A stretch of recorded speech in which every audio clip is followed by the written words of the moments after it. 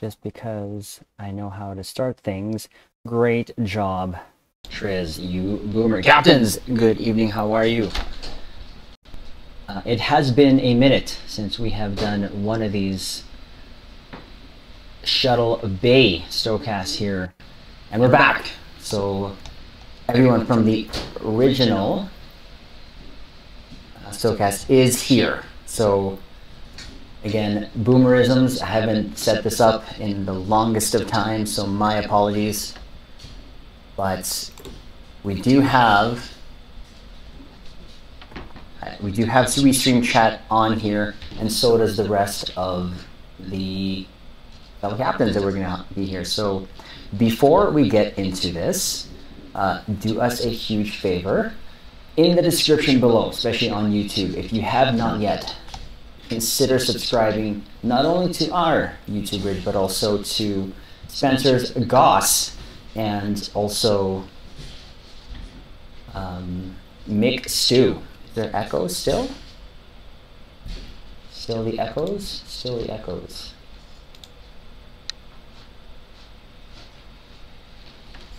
Is there echoes? You tell me, Caps. Is there? Might be the mic. I don't know where that echo would be coming from. This is the same setup that we've been using. Still slight echo? No, that's off. Not too crazy. Where's the echo coming from? Oh. Hold on. Bear with us. Echo, echo, echo. Yep. Huh. Sorry, where's the echo? You could have too much. Not here, not in this. This is the window that we normally use. Oh, you know what? Hold on.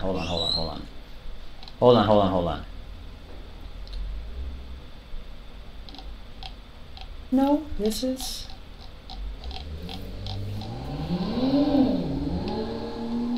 This is the ones. What? Oh. My cam. Gotcha. Give me a sec. Good call. Bloody camera. Where is it? Ah, gotcha. Bam. Is it gone? Should be gone. Is it gone? Gone? Probably gone, right? Is it gone? Yep. Yeah, okay, so boomer. Let's go. Gotcha. Okay. Now that we got that out of the way. Good call. Thank you. I love you, Caps. Again, if you have not yet subscribed to our channels, please consider doing so. And also, for me personally, thank you, Captains, for helping us reach 3,000. I do really appreciate that. It's been very humbling to get to this point, and we're not going to stop. And hopefully, we have more things to go over and all talk about here in the future. But let's get everyone back in here, where we're gonna introduce everyone here soon. So here we have first up, and his return to the Stolan, Mr. Goss himself. Look at that beautiful looking face there. Goss, how you doing? Doing good. Howdy. Greetings, everyone. Spencer here, and how you guys all doing out there? Good to be back. It's been a hot minute. It's been a hot minute. It's been a hot minute. It has been a hot minute.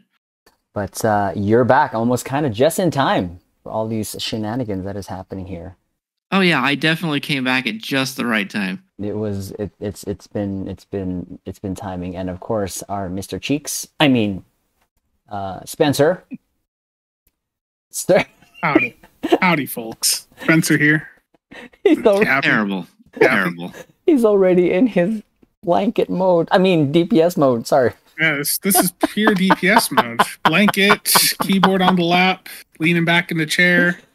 Oh gosh. This is how you do DPS. You just gotta be chill. He's a destroyer. He's transformed. Yeah, no, it's him, and of course, last but not least, the mixed mapping.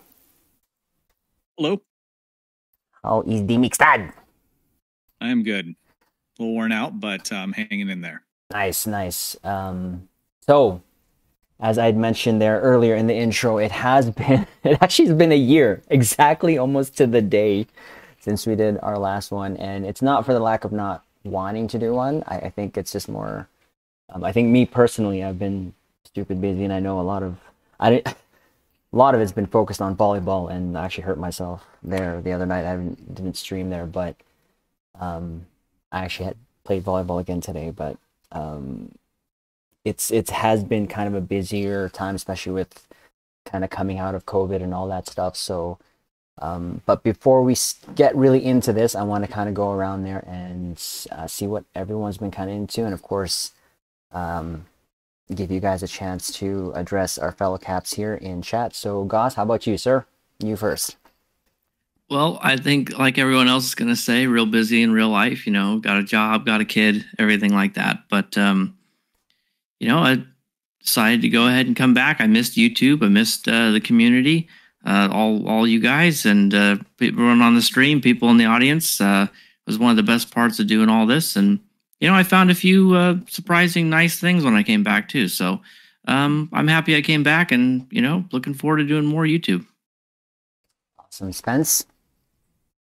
I've been busy promoting ISOMag content, and I hope everyone here goes over to the exchange and picks up a couple ISOMags. I mean, you got actually Goss in that too, because he like first stove video just straight up ISOMag. Yeah, it's great. You getting more of it? You getting a cut well, of that? The thing or? about being gone is I don't know what the consensus is, so I was like, "This is good, right? Like, am I wrong?" No, it has been great. McStud.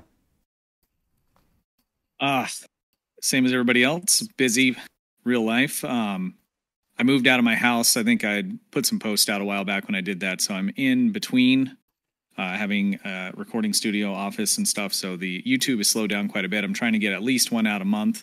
Once I get good internet here, which should be in the next 4 weeks or so, I'll probably start up some live streams as well. But it's kind of where I'm at the moment, kind of low key in terms of putting out content, but it's still coming. I'm not gone. It's just I don't really have the ability to do it at the moment. So I'm surrounded by my kids' computers and my wife right in front of me. So late at night is about the only time I can do anything. Other than that, Spencer knows I'm screaming at him while we're playing during the week. And yeah, that's video is just you yelling at your kids. yeah, it'll probably sell, but but yeah, that's where I'm at. So I'm not gone. I haven't stopped. I've just massively slowed down, but I will start picking that back up here probably in about, like I said, 4 weeks. It's making it up. Get the good internet. Just saw Mrs. McStud right there. Just it's all her fault. Miss McStud, if you can quickly throw a paperclip right now, go. No, it's good. I waited till she went to bed. Oh crap! All right, that's awesome. Again, it has been a while, and I'm looking forward to this. So have some things to go over, and kind of the first thing is kind of what has happened since the last STOCAST here. Now, for me, the one that I wanted to bring up was all of the shows that have been up. So from Picard, Strange New World, Discovery, Lower Decks, and even Prodigy. Out of all of those, Season 3 Picard for me was absolutely amazing. As a TNG baby, it has really kind of, I'm not saying reignited, because I feel the same about TNG. It's just, it was really a last hurrah, when it came to them. And it really felt like they put everything in it. And with that, the partnership with Stowe, right? That really just was probably the icing on the cake when it comes to all this Star Trek content that is all out. And I said this before when Discovery came out, there is such huge potential for Stowe, and it was even realized to the max when Stowe is now tied to the hip with Star Trek. We got all these, like the Odyssey, like, oh my god, if anything, the takeaway from Picard is getting the Odyssey canonized. And one of the things that I could not wrap my head around was the fact of, yes, the Enterprise F was seen for what, all of 30 seconds, but the whole point of that was for me, the Odyssey has been canonized. Like, that in itself is just mind blowing, you know, and it's given me a new appreciation for that ship, because when I first started in STO, I didn't really like it, but Thomas did a great and wonderful job on it, and kudos to Thomas when it comes to all the work he's put in, because it's been recognized in Star Trek. And I feel that with all that's going on now, which of course we'll get into later, I don't know where that's gonna go, but there's still gonna, like right now, what, Lower Decks is still on, Strange New Worlds just finished, Discovery's coming next year, and then Prodigy finally found a home, and I think they're starting Prodigy December, if I'm not mistaken, on Netflix.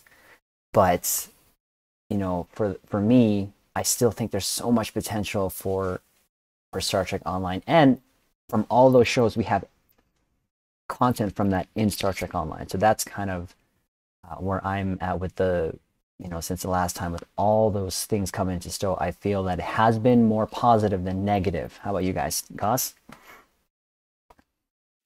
Sorry, repeat the question one more time. Just how do you feel about those shows, you know, since, you know, the last time that we've talked, and how it's kind of manifested into STO? Well, in terms of it manifesting into STO, I mean, it's more or less what you'd expect, right? The game focuses very heavily on adding ships and having ships and doing those sorts of things, and having abilities that mirror things that happen on the shows. So it's nice to get all those ships into the game, even if some of them are coming in through the gambling boxes. And they added some fun stuff, and you know, the lock boxes and stuff to duty officers and weapons and uniforms and everything, so you can, you know, role play like the shows. So that part's been good. You know, just being able to have that stuff. In terms of the shows themselves, I think, bit of a hot take here maybe, I think Picard was a complete mistake. And that's not to diminish anything good about the third season.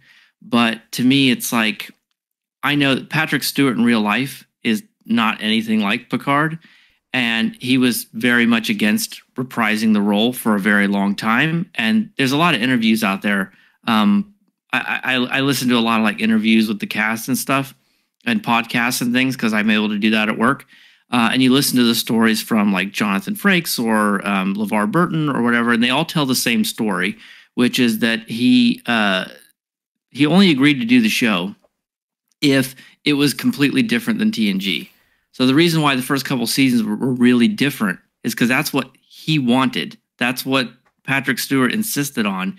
Because he wanted to do something different with the character, but the fans hated it.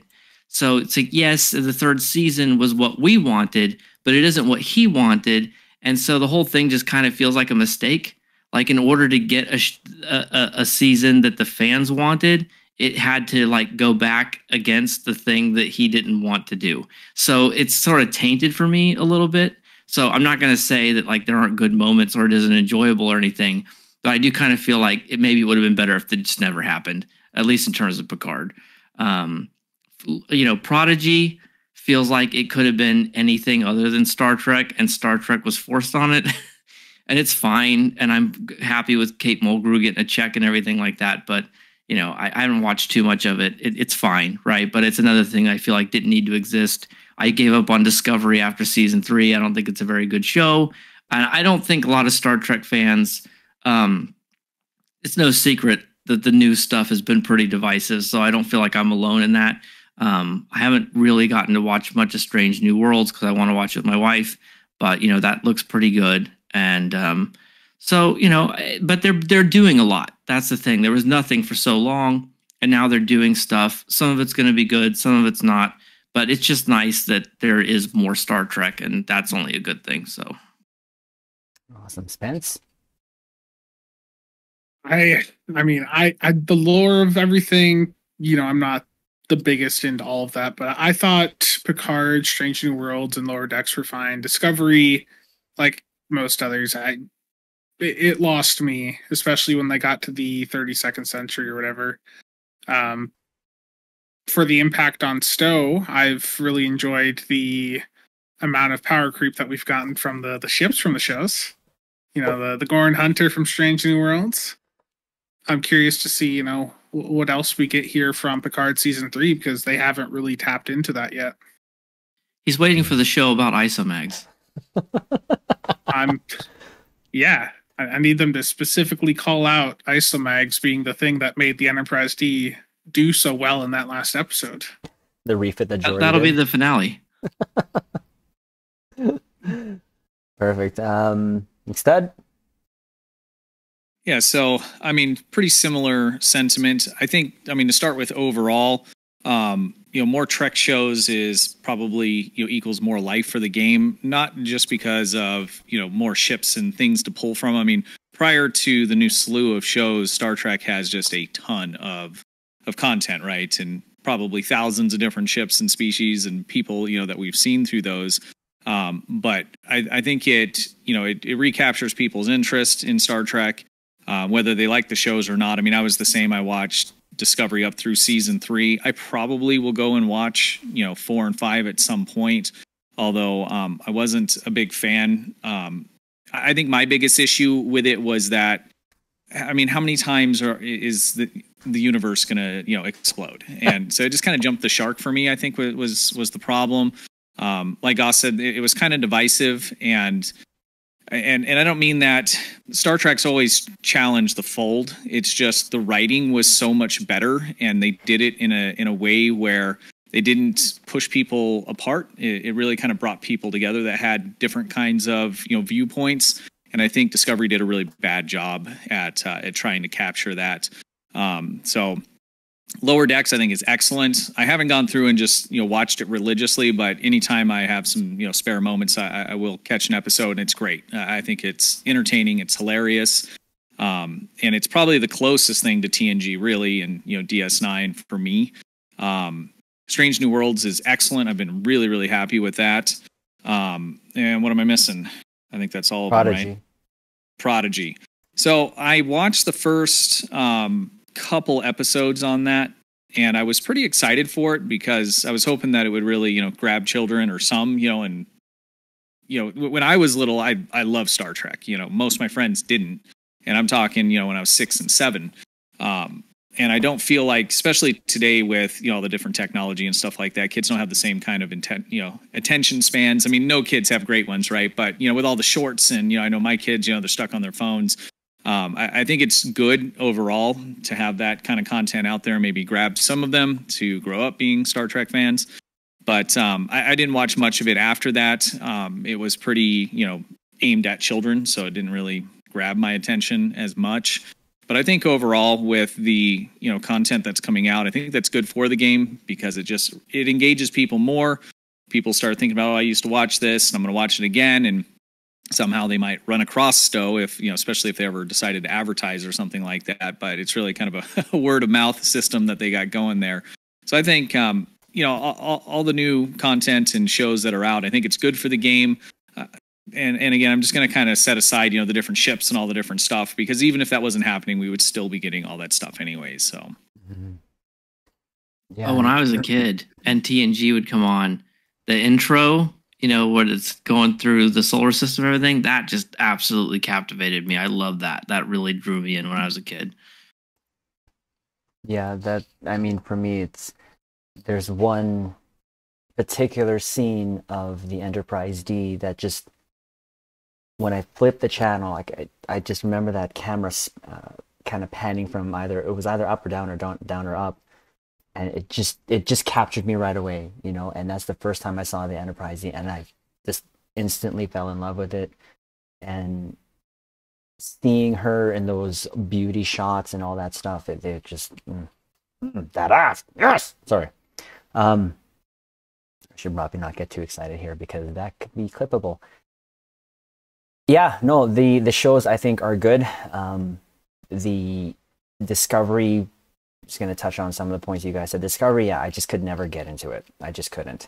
I already talked about Picard, but Strange New Worlds, love it. I know I'm not caught up. I know, but hopefully we'll fix that very soon. Lower Decks has been awesome. Prodigy, I can't say I have watched it. Just the clips here and there, like especially the last couple scenes where they had to the ships kind of fighting each other there, that was pretty cool. So, and again, having all of that content into Star Trek Online has just been absolutely awesome. And, you know, kind of going to the next thing here, the game Resurgence.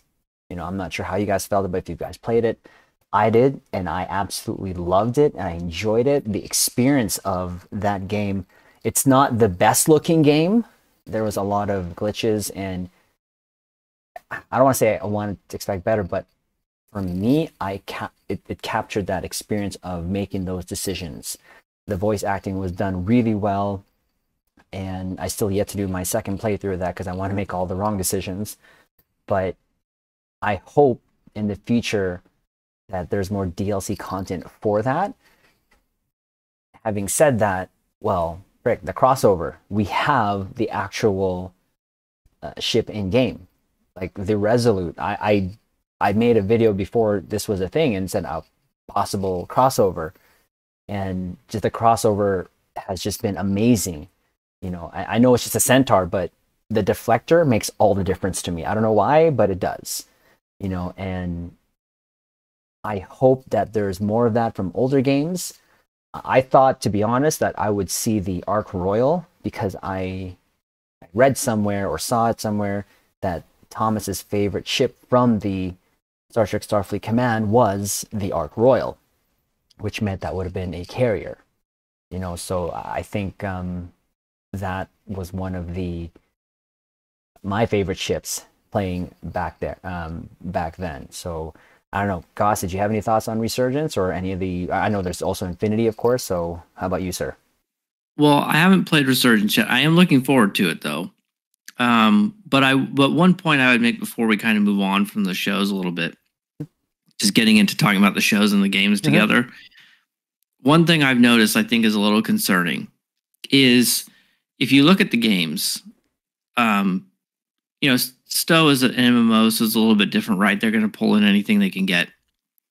But if you look at how, like, what's the target, right? You have all these decades of Star Trek.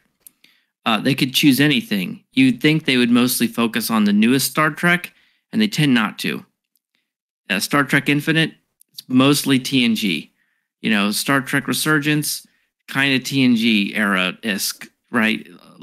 Timelines, the mobile games, any kind of Star Trek game that's coming out, they're more focused on the old Trek than the new Trek, and I think that's a bit concerning because it means that they're when they're looking at it and all they care about is the bottom line, they're like, what Trek appeals to people the most, and they're not picking the new Trek.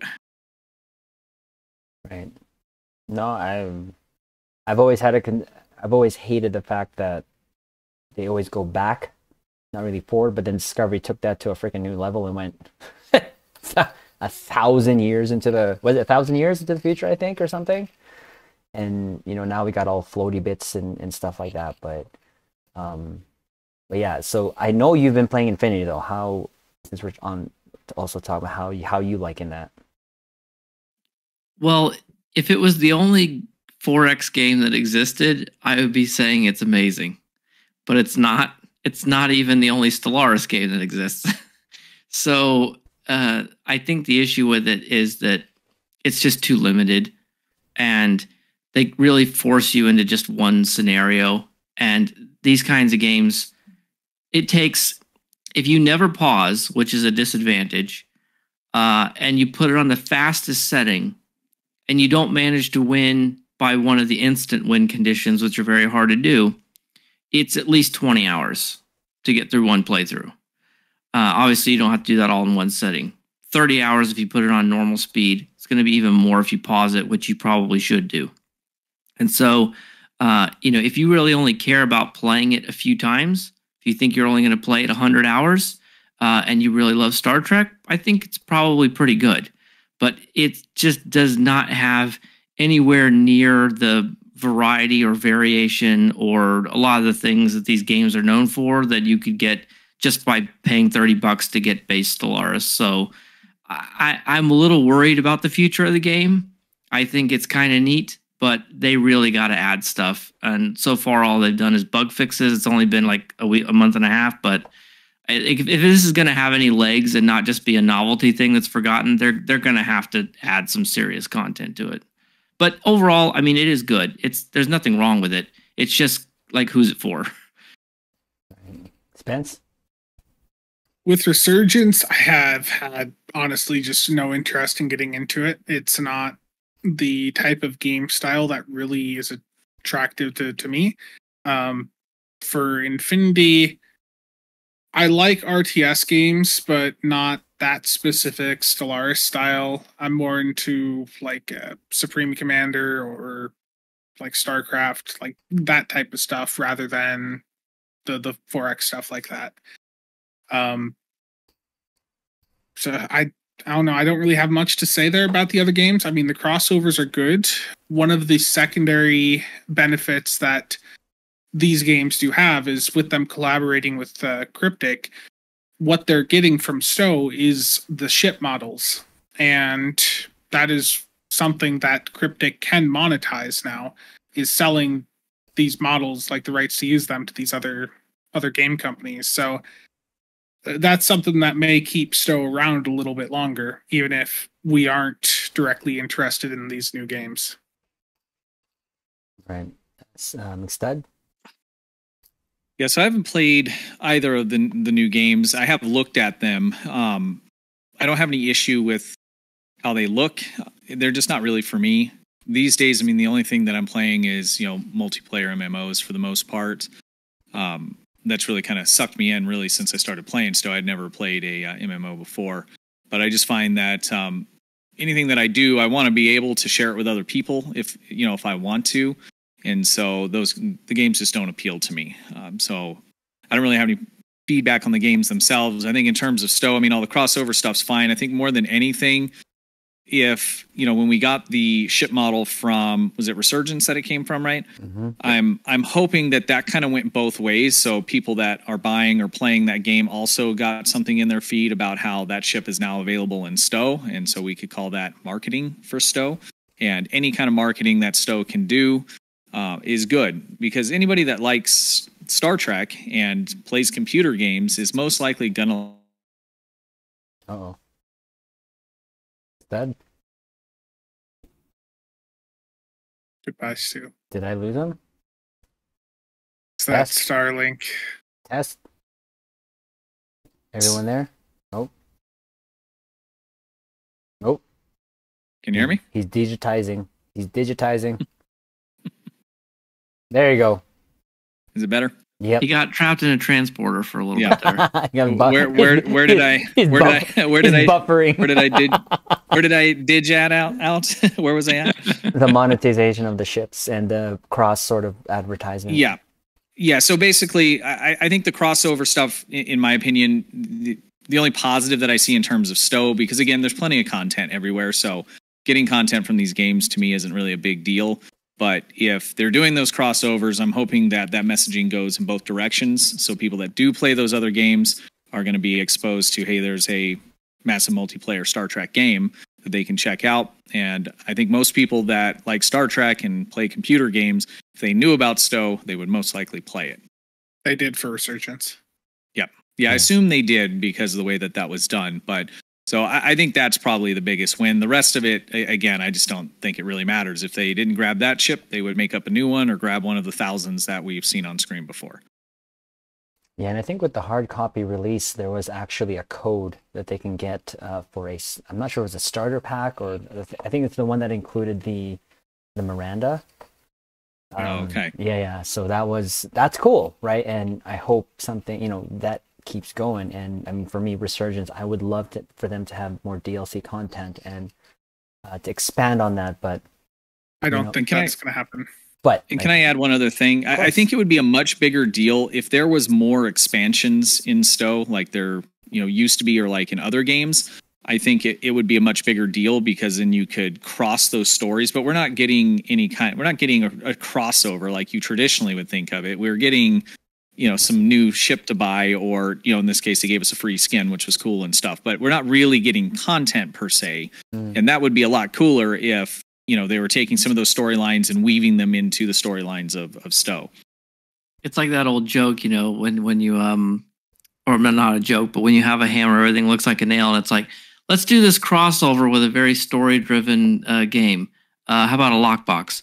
Let's do a crossover with a TV show. How about a lockbox? Yeah. The only way they can think to do a crossover with anything is to do a lockbox. I mean, a Theseus, that was out of left, field for me when that came. Like I knew nothing about it. I mean, it's ugly, but just saying. Wow. Well, it is. I mean, You just like saying something negative about a ship model? Theseus? Yeah. I don't know you anymore. Wait until you hear his opinion about the J. Hey, next thing. But before we go on, thanks for you guys' thoughts on. We have been reading the chat, guys. Everyone has access to the Restream chat. Actually, someone brought up Digimon in the chat, and I actually, unironically, think that would be pretty fun. You get one of those monster collector games where you're collecting the ships and you have them fight each other. That could be fun. One other thing on the topic of crossovers too. It's not in the notes, but there was one supposedly going to happen with Galaxy Quest. Oh, well, I don't know what's that. But then I think that's Kale didn't confirm it directly on 10 Forward, but he said that there was a Trek-like thing that they were looking at doing a crossover with, but it just didn't work out in the end. And Galaxy Quest was the one that made the most sense there. Is that Galaxy Quest the one with Tim Allen, the movie? Yes. Yeah. Oh, okay. And Sigourney Weaver? I think his statement was like the best non-Trek Star Trek movie or something like that. Oh, by Grabthar's hammer. No, that's awesome. Again, Caps, welcome. If you're just joining us or have been here, we do have chat up, so we're trying to look at that as well. But we're going to get into the meat and potatoes here, because for me, before we get into this, and kind of the current state of STO, it took me a while to make that video in terms of my reaction, and shout out to Captain Hook and Grabog for giving those infos there. If we sort of look into the real world, I've been through a corporate restructuring and a corporate sort of letting a company go and all that stuff. It was only a kind of a matter of time, obviously, until things were going to fall down. But the one initial takeaway, and I did say it in the video there, was I kind of feel for the devs. That's at the end of the day, regardless of what we think they do or don't do in STO, they're doing their best to provide for their loved ones, right? Their family, their partners, their children, father, mother, whoever. And it was a certain sadness I felt when I saw that, and even the tweets and all that stuff, or not tweets, sorry, in the LinkedIn profiles and all that stuff, going over that, my heart went out to them, but what got me was they were letting go of people who were in STO for like 12 years, and I'm not sure, and this is why I wanted to do this, because I wanted to get your guys' thoughts, and maybe when you guys go over your thoughts, that I can pick something from it, because I'm still going to be playing Star Trek Online. That's not going to stop.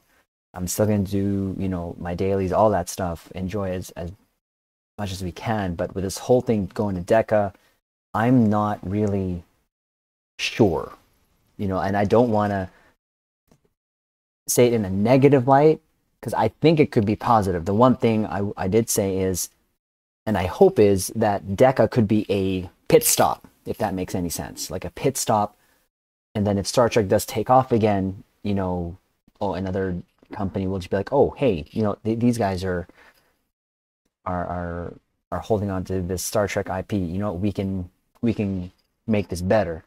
But making it better, going back to what I said earlier about people being like, oh, the spaghetti code, like you have all that freaking knowledge gone. And any new company that takes them over, and any new people coming on to STO, is going to be like, this is a mess, but I'm going to leave my rant there and just see how you guys feel about it. So Goss, take it away, sir. Right. Yeah. I think that I'm not as, negative about the situation as I think people want to imagine I would be. I think it's probably not going anywhere anytime soon. I think that it was kind of already in a place. It is kind of already in a place where the content releases are pretty far apart and stuff, and it is still profitable. So I just don't see much changing. I think that just them being under a new publisher doesn't necessarily mean that the publisher is going to have influence over anything that happens. I certainly don't foresee it shutting down or even going into maintenance mode anytime really soon. I think if you are planning to spend money or thinking about spending money, assuming that you don't, I did have a few people say, well, in the comments of some of my videos say, well, someone said the day that the last episode drops is the last day I log in. So some people care a lot about the stories. They want that new playable content, but if you don't care about that, if you're just thinking, hey, if I drop $30 on a ship, am I not going to be able to play it? I think you will. Like, I think if you're looking to buy ships and stuff, it'll be years still for sure that there's no guarantee, but probably that you'll be able to use it. Whether or not, how much longer are we going to get new stuff? I think the biggest threat to that is people choosing to leave, not people getting fired, because a lot of people are open to work. They are vocally out on the internet, on LinkedIn, saying that they're looking for new jobs. And like you were saying before, the Spaghetti Code, it's their own custom engine. It's not going to be something that's going to be easy to find other people to come in and work with. So when someone leaves who has some, specialized knowledge with developing the game, that's probably it. Like, that part of the game just is never going to get developed again. So, the thought experiment I brought up earlier before we started the stream, Kale, Ambassador Kale, he's open to work, right? He logs into work.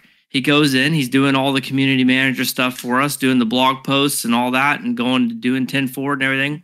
But then 5 o'clock rolls around, he logs out of work. He's going on LinkedIn to see if he has a job offer. And for a lot of these people, as soon as they get a better offer, they're gone. You don't do that unless you're ready to go. So I think the biggest threat to the game being in active development is people getting better offers and leaving. But I do think the servers will probably be online no matter what for quite a few more years. So I think if you just want to play the game like the way it is now, there's no issue there. I think it's going to be around for quite a bit longer. Spence. Yeah, I agree. Like, I don't think Stowe is going anywhere anytime soon. If they were looking to put Stowe into a maintenance mode, we would have seen the LAYOFFS target more of the Stowe team. Yes, there were some people at Cryptic that spent multiple years working on Stowe that were let go, but most of them were not actively working on Stowe. They had moved over to other projects at Cryptic. The one person that I'm aware of right now that was let go from the Stowe team was the acting QA lead. But none of the artists actively working on the game, none of the system software people, as far as I know, they're all still there working on Stowe. And as for Deca, I just don't think there's going to be much of a change from that.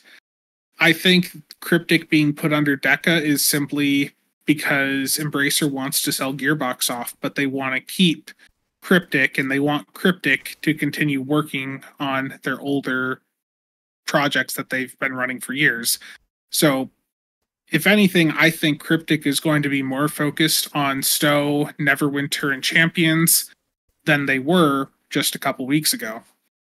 And development-wise, there is going to be some interesting stuff popping up next year. Kale's stated that the storyline that we're currently on is going to be running up through the anniversary event in 2025.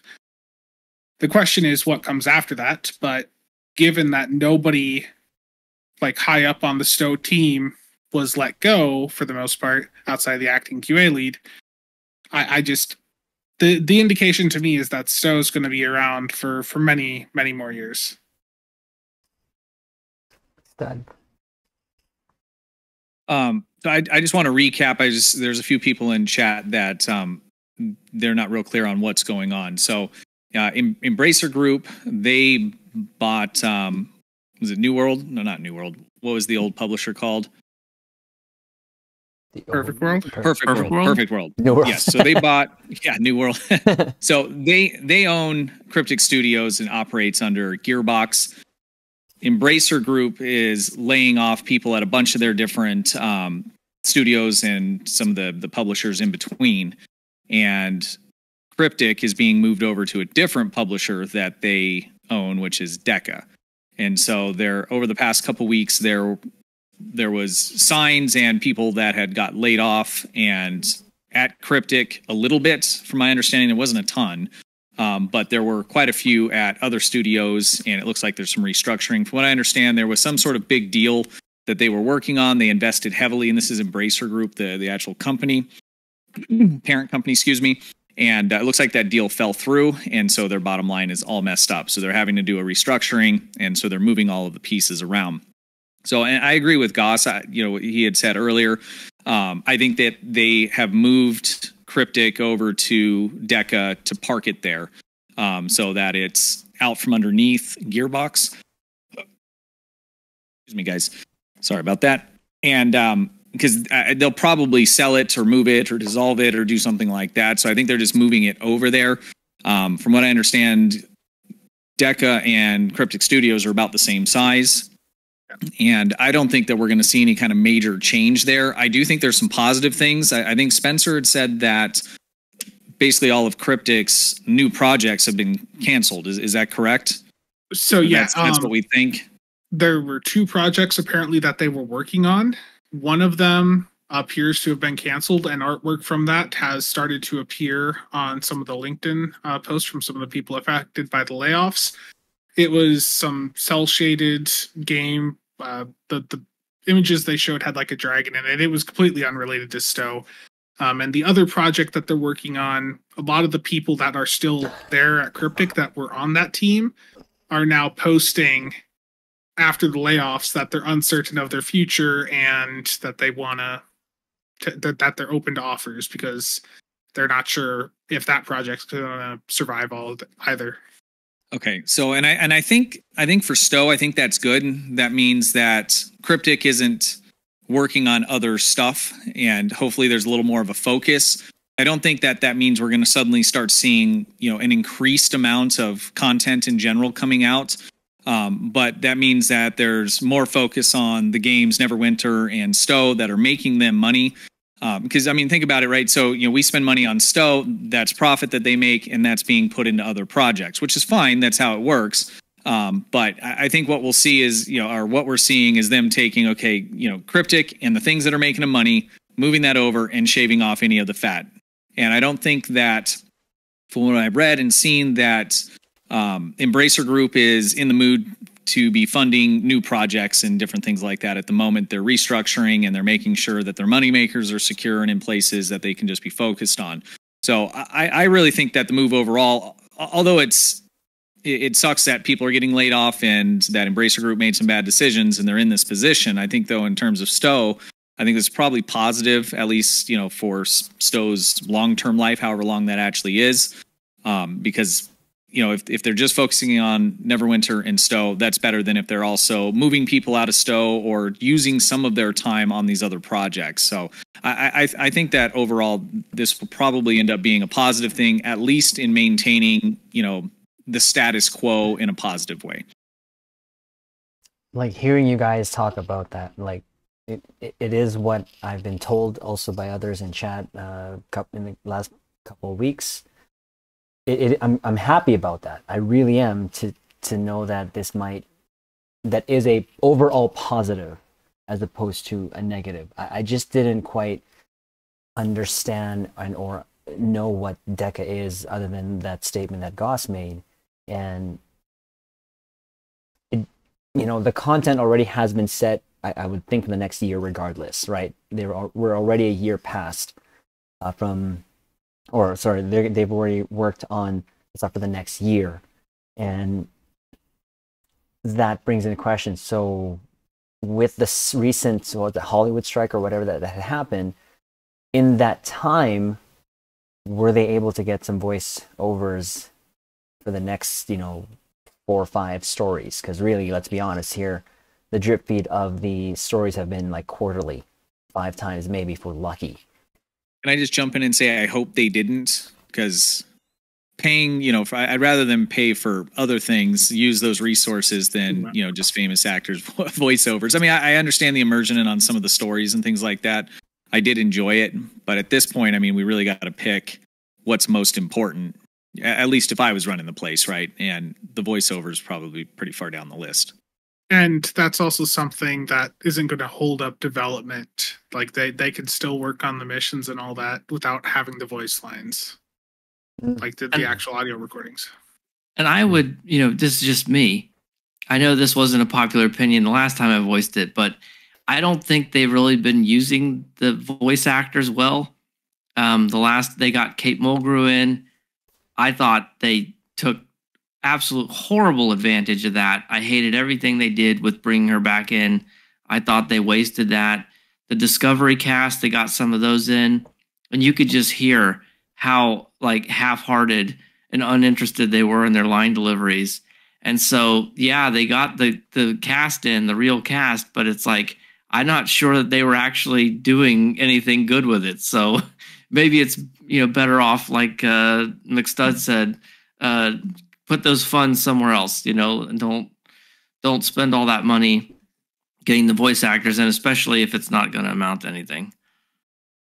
Right. And I know that there's a recent tweet, and I think, Spence, you mentioned it in your last video as well, about Kale saw the anniversary ship, I think it was, or something that we would be excited for, or should be excited for the anniversary ship for next year. There's some exciting things coming next year that I'm aware of.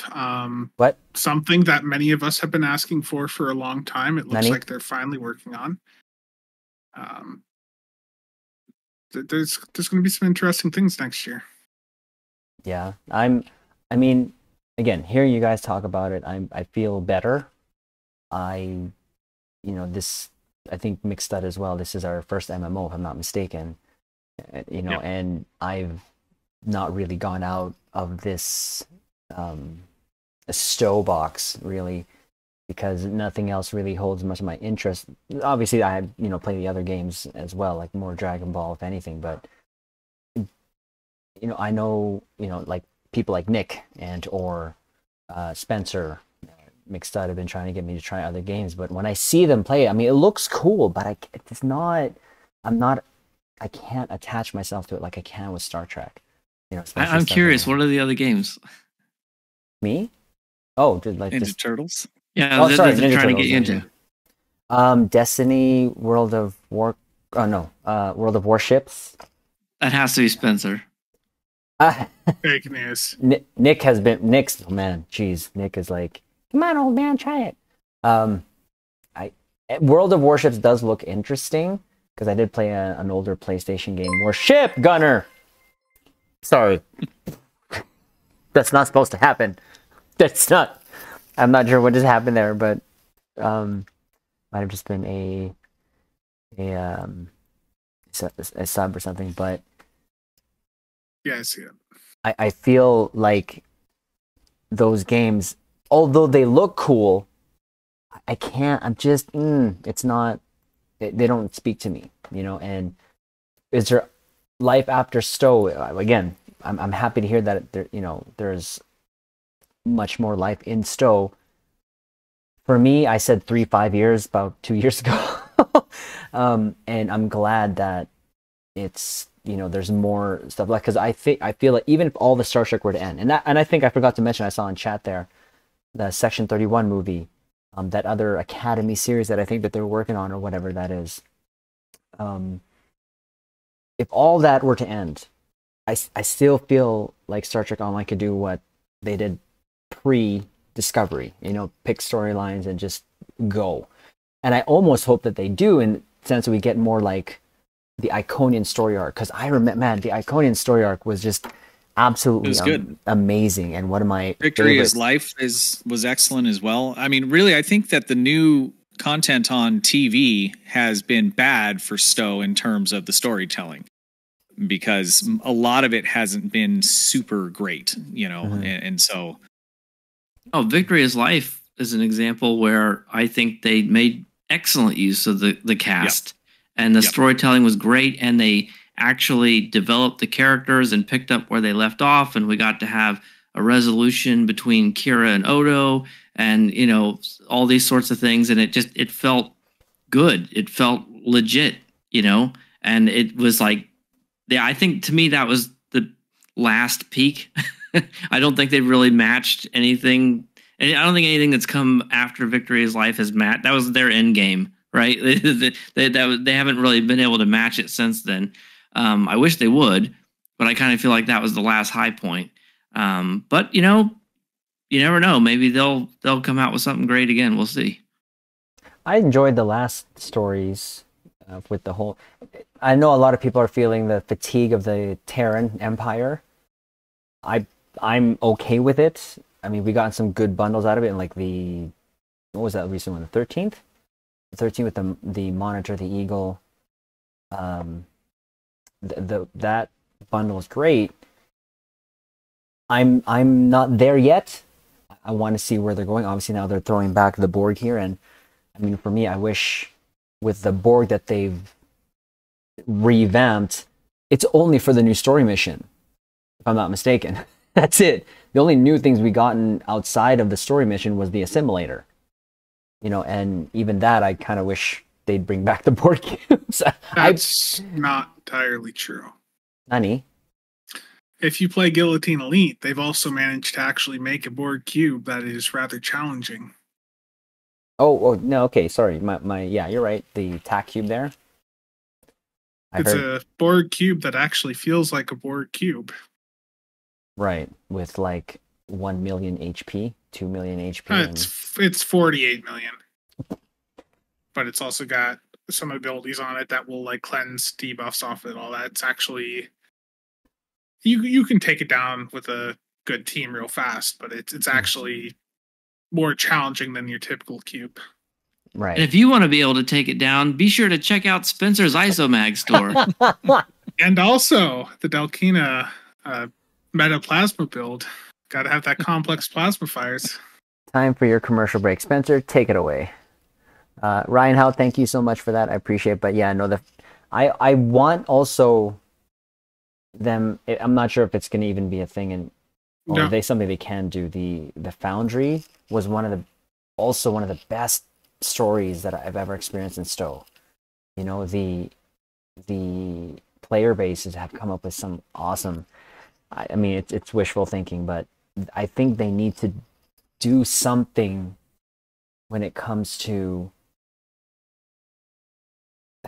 story customization by the players again. I don't, obviously that means the Foundry, but I feel that I found it way too late. I think I found it like 3 months before they sunsetted it, and there was just some great storytelling there. But I mean, going forward with under Deca, is Deca gonna be, and I'm gonna throw this to anyone, is Deca gonna be making the story for STO, or no? They're just there, right? They're just there to. So Cryptic has to, with how Cryptic is structured, they have to be under a publisher. But every publisher that they have been under for the past several years, they acted independently under.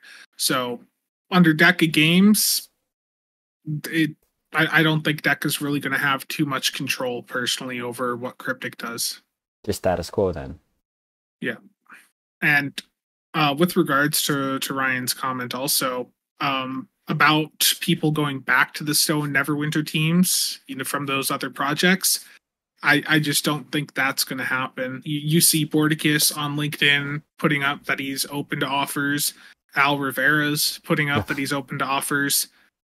It doesn't seem like they're willing to move people back to the STO and Neverwinter teams, and yeah. If they're already off the team and they're canceling those projects, they're canceling those people, essentially, is what they're doing. But anybody that maybe was splitting their time, we should be able to get them back 100% would be my guess, as long as they don't downscale any of those teams either. But I still think you'll have a better focus on the few products that they have left than if they were, creating all these other new ones. Right. Well, the people that were splitting focus were some of the ones that were let go. Okay. Now, Yeah, and there's probably a hiring freeze. They're not going to be. Yeah, They're looking to cut. You know, they're not. They're looking to get rid of people, and they're not hiring anybody. now I think Captain Hook comment there a while back mentioned, and I did see in the limited, because I did look at DECA's site, and when they are hiring, it seems like they are hiring, but I also read there in a statement something they're more mobile games centric, right? So keeping and injecting more life into mobile. I don't.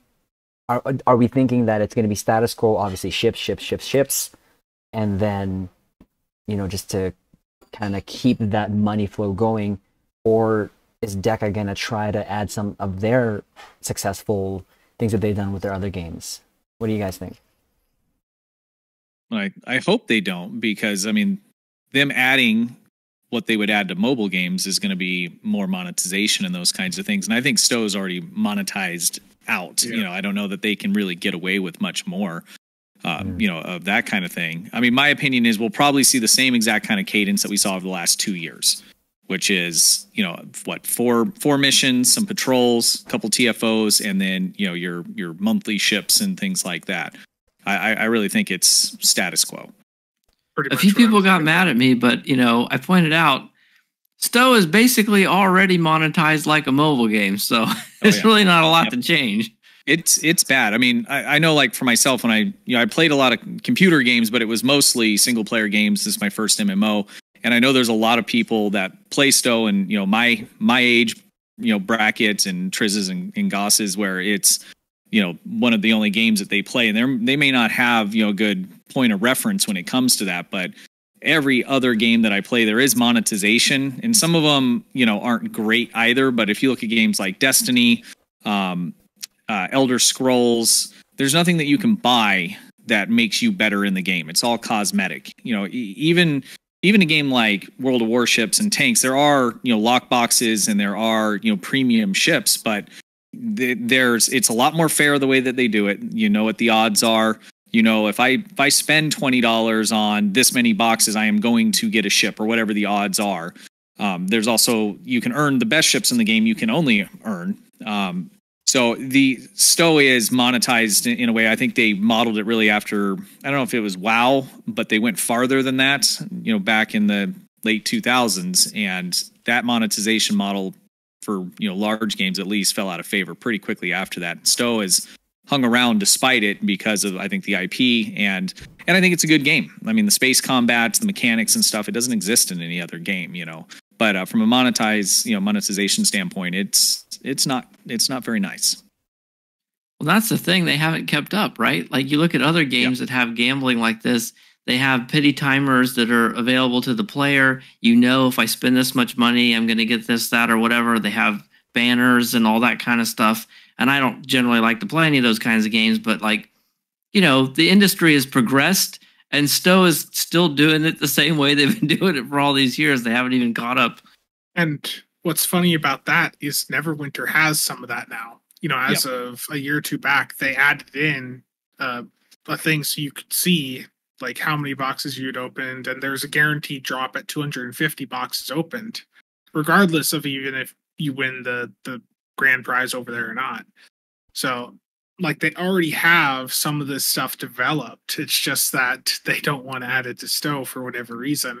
And I think the reason for that is because I think they make more money with the lockboxes in Stowe as is than they do over in Neverwinter. I was looking at the Steam stats for Neverwinter, which just had, a major season drop last week. Stowe had more peak players than Neverwinter.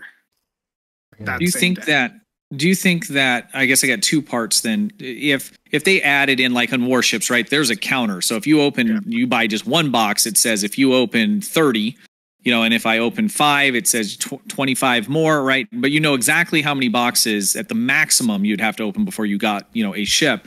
Do you think if Stowe put that on there at 200, a lot, less people would buy the stuff? I mean, we all know it's pretty bad, right?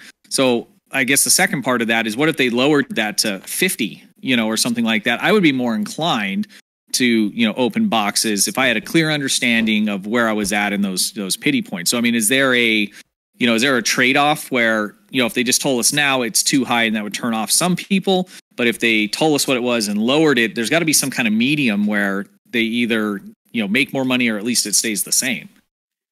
Yeah, exactly. And I think it's a trade-off, and maybe they don't know, right? It could be that it's more optimal to do it that way and they just are afraid to try it.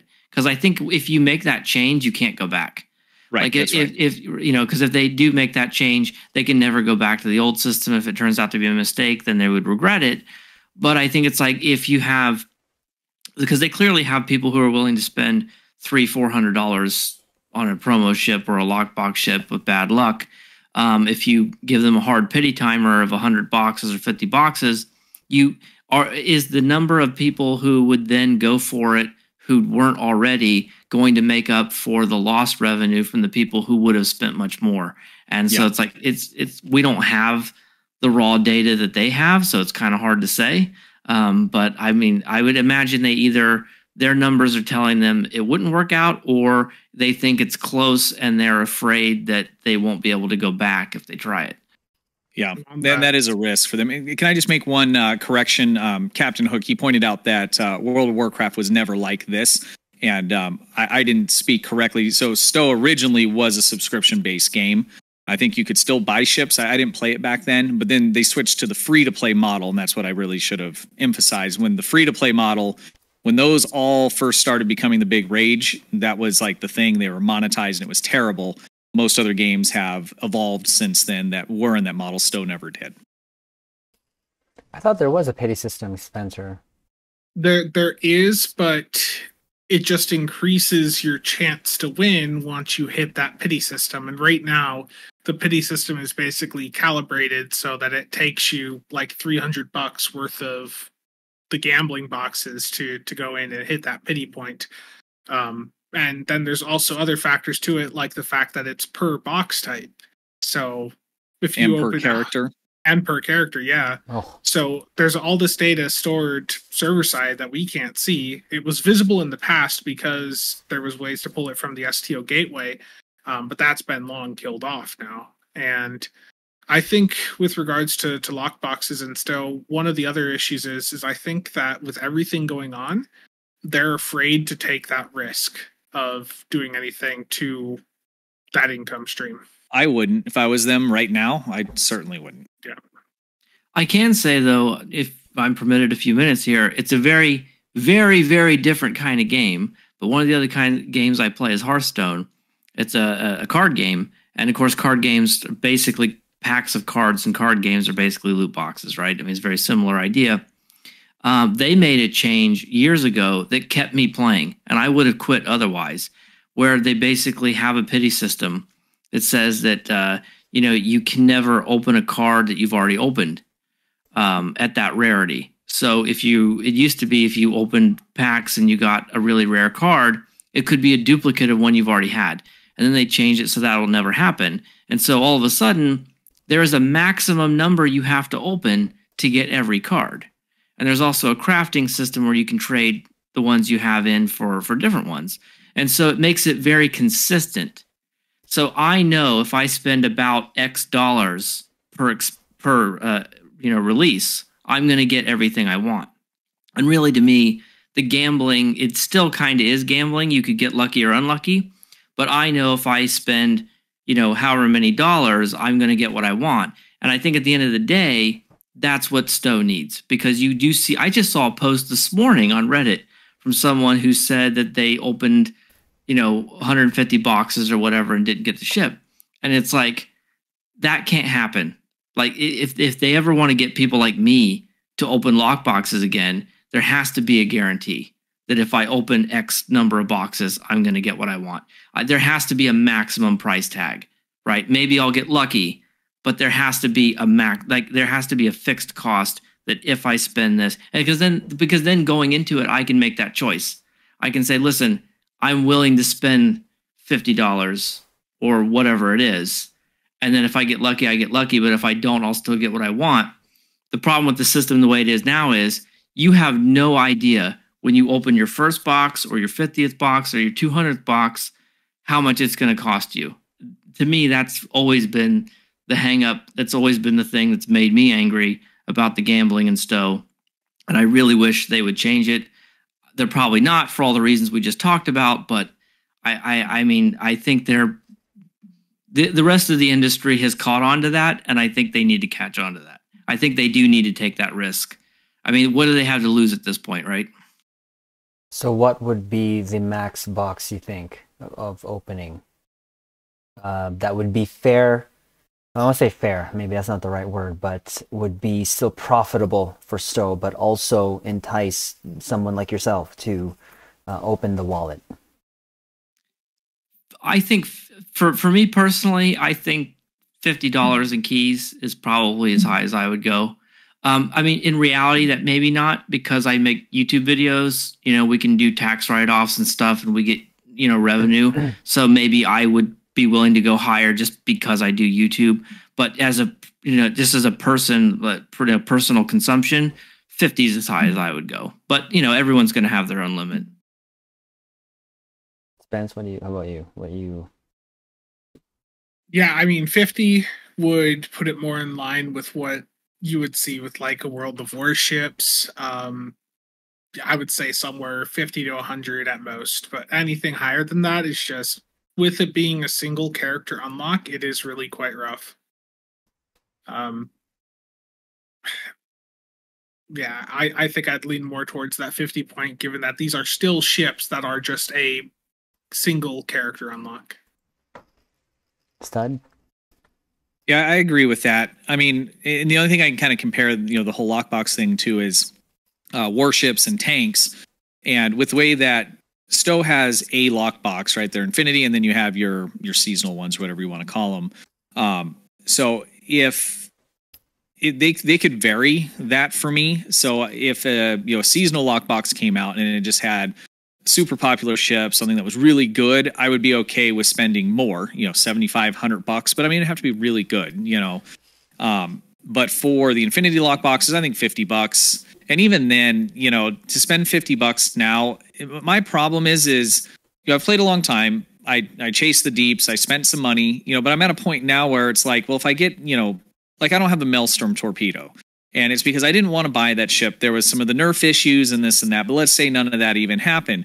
I add that, and, you know, I was number, 4 on the table. I add that, you know, to my ship. What does that get me? Like, what do I do with that? And that's really kind of my problem at the moment, is that there's nothing that I think that they could sell me, because there isn't any value. Like, I like the way the ships look and stuff, but I'm not going to spend $50 for a skin. That's just not going to happen. And in the past, I would have spent $50 for, you know, the ship that the DPR came on, or DPRM came on, and gear like that. But at this point, you know, if I get that kind of stuff, I don't really get anything extra out of it in terms of playing the game. So if they turned around tomorrow and said, we're upgrading servers and we're fixing some stuff to where, you know, I could do the kind of activities that I like to do with no issues, then maybe I would be apt to spend some money. But at this point, the only money I would currently spend is if I needed like some more inventory slots or duty officer slots, or, you know, little quality of life things. But in terms of buying, you know, ships and lock boxes, at this point, I'm not really at a place where I feel like I'm getting bang for buck. And it's not that whatever I might get isn't good. It's just, what am I going to do with it once I have it? Yeah. The end game in this game is just extremely lacking for long-term playability. And I was and to your point, we have so much already. You know, Yep. What's the marginal utility there, right? And as you said, nothing they could sell you, you know, would help, which is why you need to buy from Spencer. He's got these ISO mags. Listen, they're really great. I got to tell you about it. how much of a cut are you getting? Holy jeez, that's like 3 times. 10% affiliate cut. Anyone that wants to follow the S-Max, Affiliate. 10%. Hey! I thought we settled on 20%. What's going on here? We're just Shut up. Well, you know, me and Trizer had a conversation the other night, you know, about the end game, and every time we kind of talk about it, it's kind of beating a dead horse, but at the same time, I kind of kind of think about what is it, you know, and Trizander always says, well, it's made up. But really, when I thought about, you know, New World And Destiny's a little bit different, but you know, a lot of the other MMOs that I play, the end game it's made up in terms, you know, what do you want to do, right? So you can do dungeons and raids, which are what our TFOs are. Now they're not quite as good or as long, right? There's Space Barbie. You can be a crafter. There's all these things you can do that you can choose. They're not really made up. It's the same, but none of them are really as good as what a lot of these other games are, except for in my, you know, what I like to do, you know, DPS and, you know, doing the raids and the TFOs. But because the servers have so many problems, when you're playing on a super high end and those servers aren't working properly, you can't play the game. So I think the end game's there, and I think that they could just put a little bit of a focus on that and make it better. And I think it would be on par with many other games. You said end game. Like, correct me if I'm wrong. I thought there was another game, Diablo, that had actually a DPS list of rank. Or that's another word for it, I thought.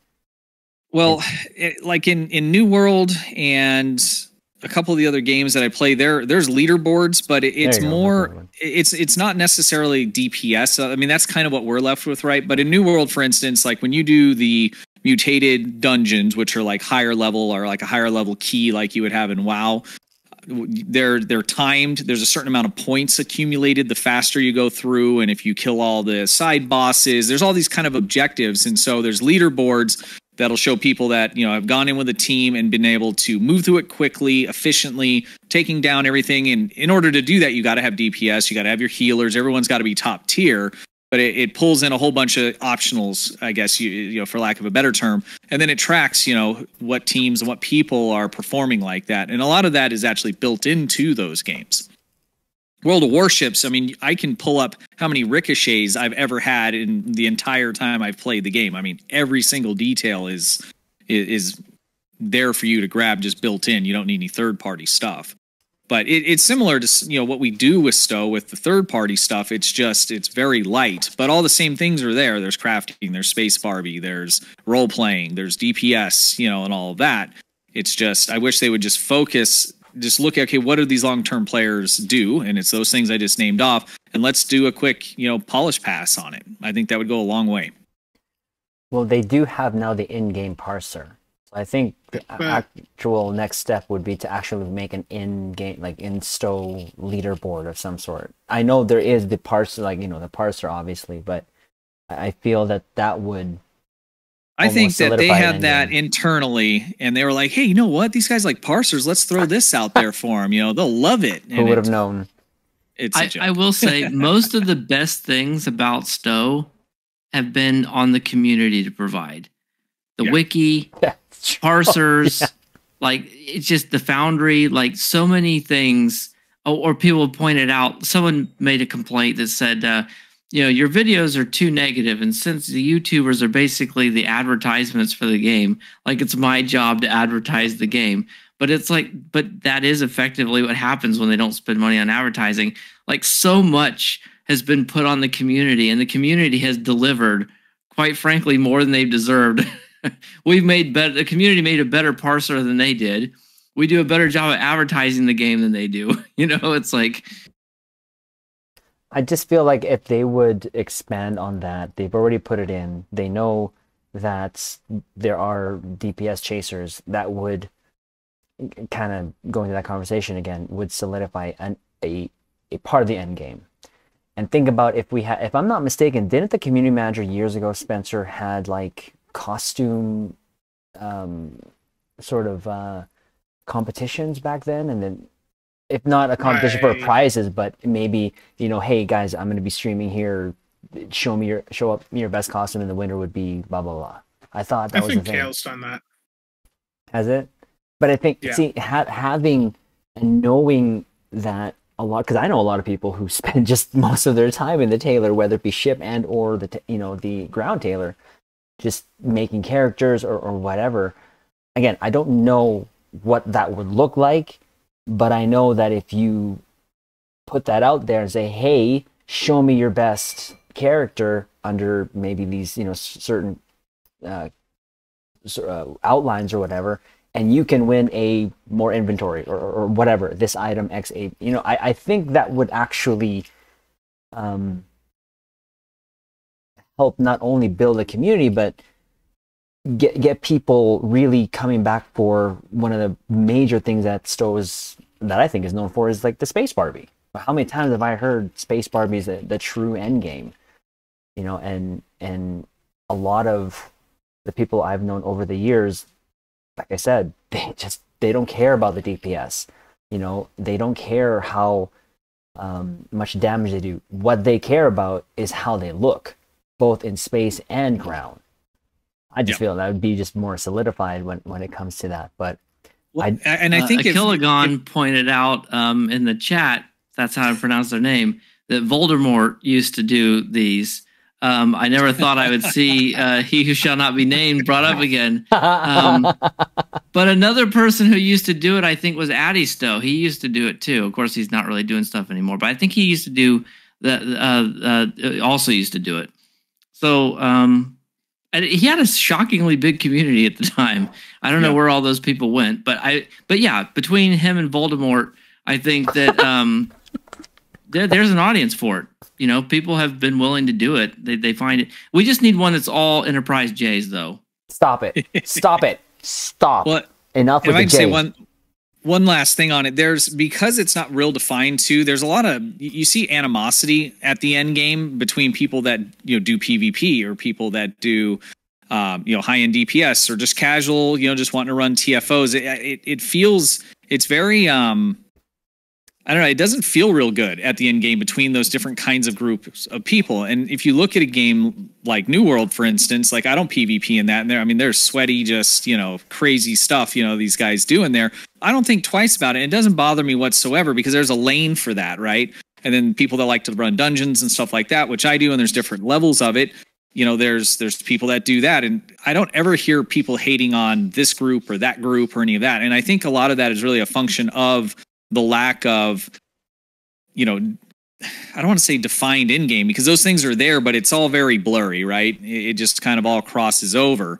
And so people find themselves saying, well, what do I do now? I don't want to spend all this money or I don't like the deeps. And so there's some animosity towards that as opposed to if there was just some better systems, or the systems that we have were a little bit better for the end game where you could just lean into one and, there's communities that develop in each one of those lanes. I think it'd be healthy for the community as well to, see Cryptic look at that stuff again. And it doesn't have to be anything crazy. I think on that point, like you've already said this, but just getting the server performance to be a bit better, activation times to not be as rough as they are, like make it so people have an easier time playing the content that does actually exist. Because right now, like you know how the servers are. The general theme from like the entire DPS community, you ask a lot of the big DPS players from the past couple years, you ask them what the end game of STO is. You know what their response is? Their response is the end game in STO is to play other games. And a lot of that is because, like, even for the people that want to do the things in STO, the servers, the activation times, they screw with us so much that it just ruins the entire experience. Well, the servers are almost like another loot box, right? Because we'd go do a run, it's perfect, but it just depends on the roll of the dice of whether or not things spawned in or if it registered different things. So I think that's a big part of it. And I mean, for your Space Barbie people, what if you went to the tailor and it just brought you to a different instance where you could adjust your character and move them around and check them all out with nice lighting? Like that would be huge, and I can't imagine that would be super hard. I mean, I can do those kinds of things in demo record. Like it's all there. They just need to make a UI for it. So there's a lot of just little stuff that could be done that would just, someone that likes to spend their time in the tailor, will give them a 3-dimensional, instance that they can move around and adjust their character and, do all that stuff. So I think there's a lot of just little things at that in-game, side that they could do that would just better the experience, give people a little more direction of, things they might want to do or, multiple things they want to do, or just make the game better, at the end. Because if you're someone like, Caliph, he's here in chat. he's played Stowe less than a year. He's played every bit of content. He's a completionist, but there's not anything else for him to do in the game anymore. So the only time he jumps in again is when we're like, dude, we need you for something. So if there was a little more of a defined lanes for that, in game, and we have them. They just need to give them a little bit of attention.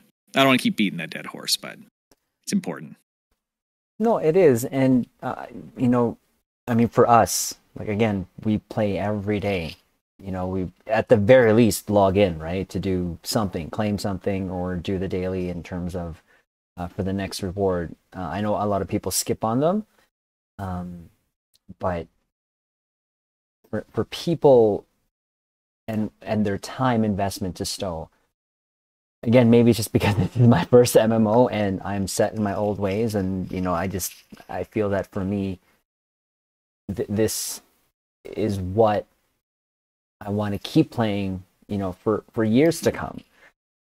But newer players come into this. Once they get to the end of the story, it's like, so what's next, right? And then there's just so much information to kind of download in terms of making your ship better, and all that. Yes, there's those how-tos, of course, that you've done, all you have done, but that is not sometimes appealing to everyone.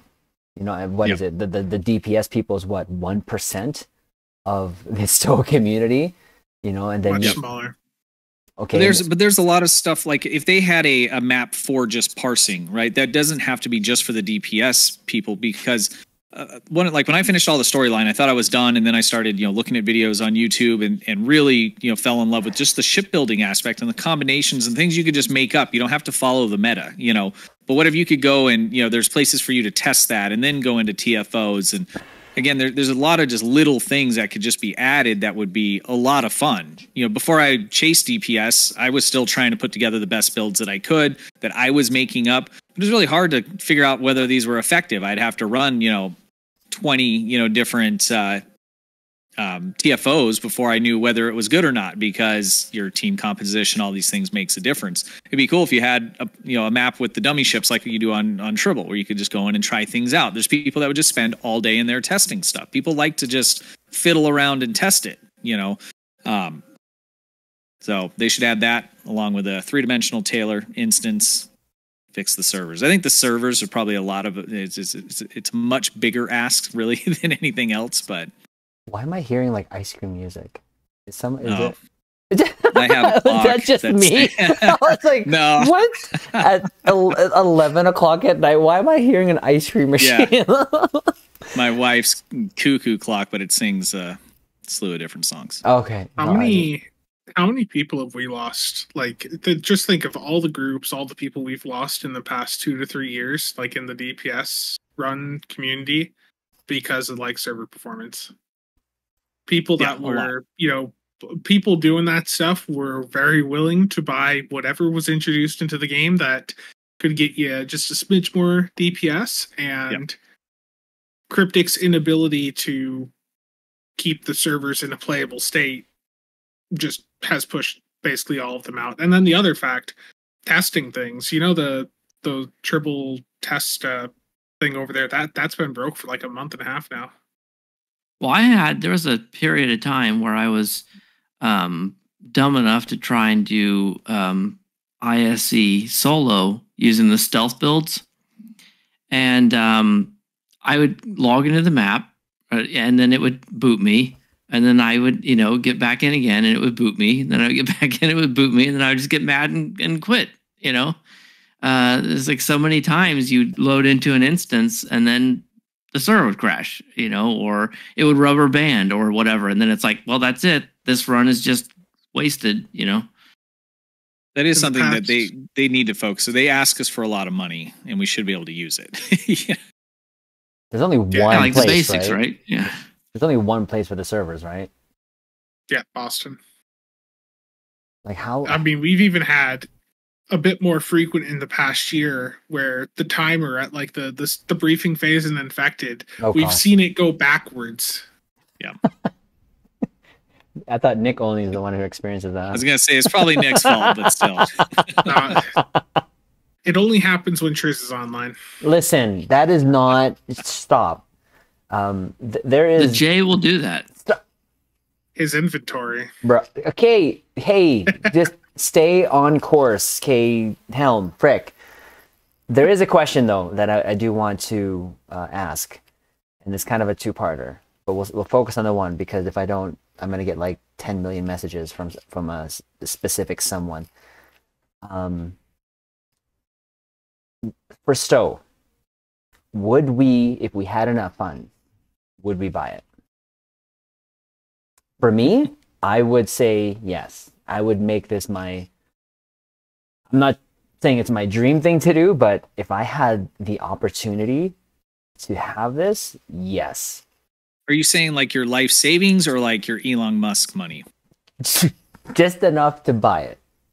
No. Just if you had enough to buy it, to run it, to be able to make the decisions, to, really get into the nitty gritty and make Stowe better. For me, it'd be a yes.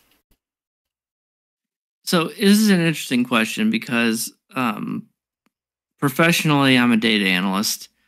I used to do computer science. If I had the opportunity to go in and start tweaking with the game, I think I probably could do a lot of good. Eventually, once I figured out all the spaghetti, but I wouldn't take a job there. To kind of bring it back around to how this all started, I'm not surprised people are looking for an off ramp, right? Because even if the game is still strong for a few more years, that's only a few more years. And I know the way the world is now, even a few years is pretty stable, but like, they're not getting, even if we had the money to it's a hypothetical, Mm-hmm. but even if we could take the game over and go in and make all these changes that we thought would be really good for the game, do we really think that it would have a big resurgence, that we would suddenly start getting new players and have a second growth and sort of have a second life?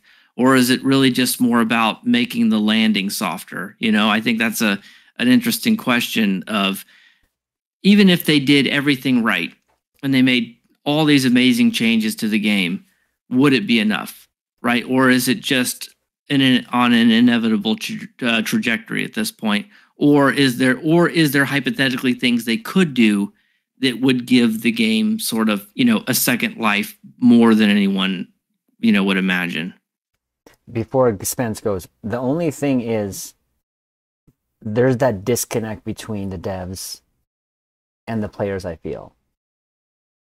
Where, again, of the however many people watch Stowe, I feel like we're still kind of, we're all at sort of a same page when it comes to Stowe, that we want it to be better.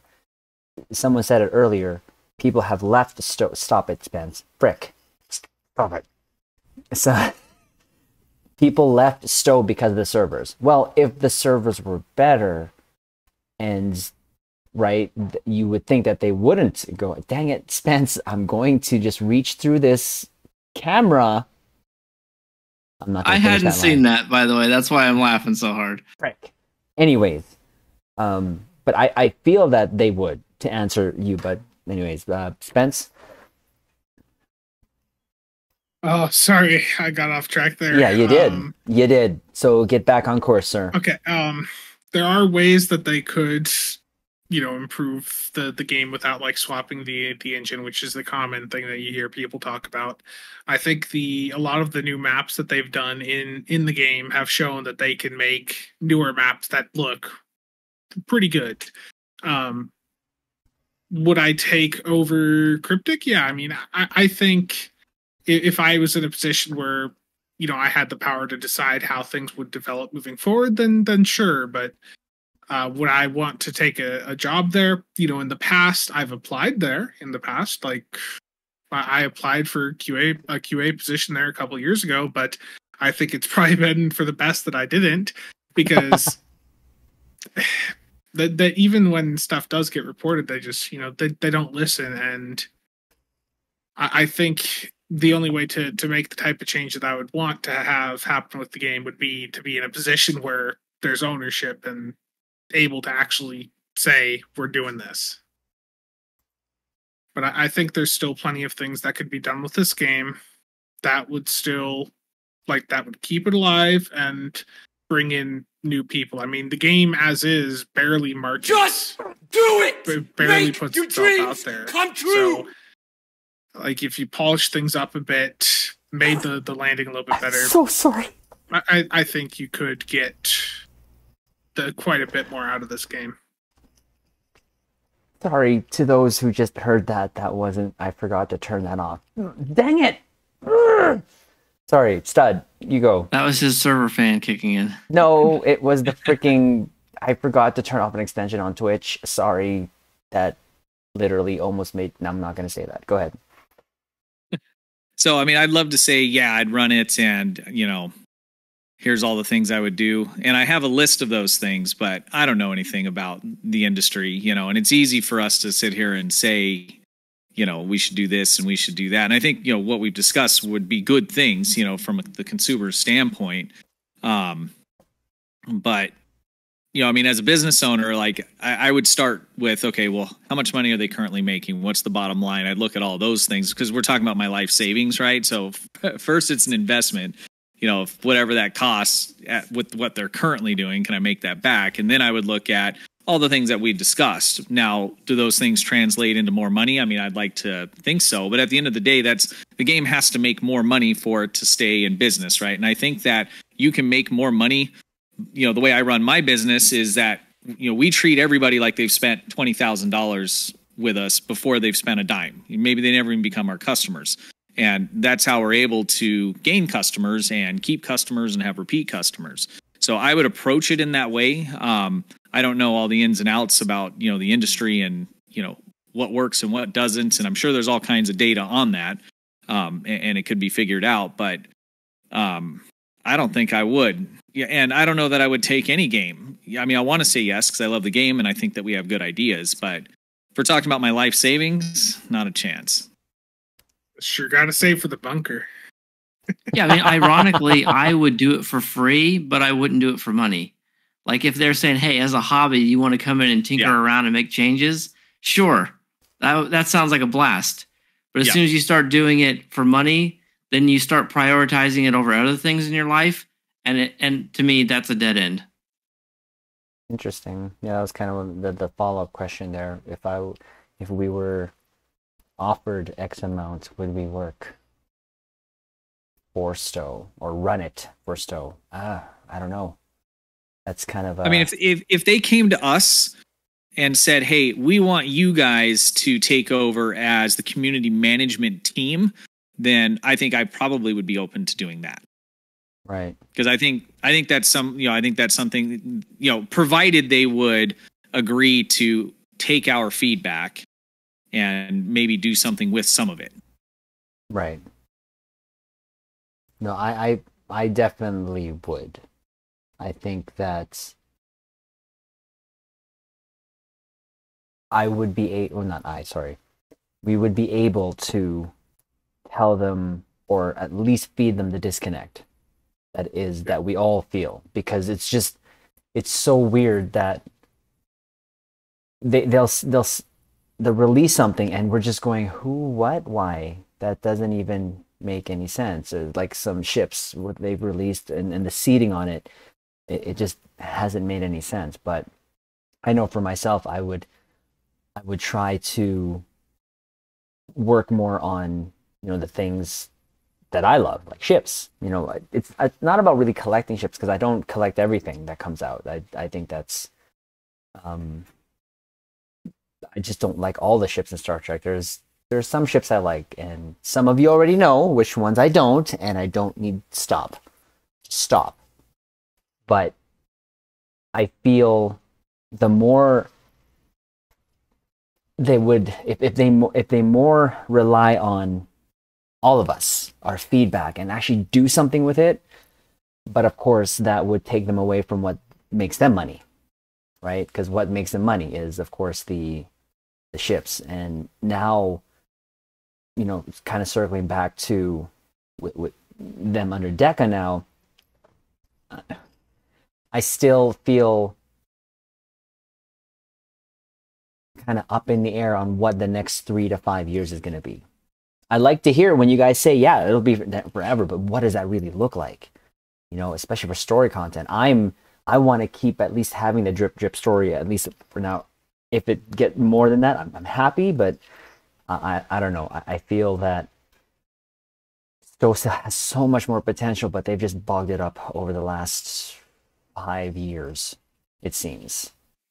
Well, I'd love to talk a little bit more about the thought experiment of us being the community managers, because I feel like we understand the game and maybe even Star Trek better than Kale does, or at least we're more invested in it personally.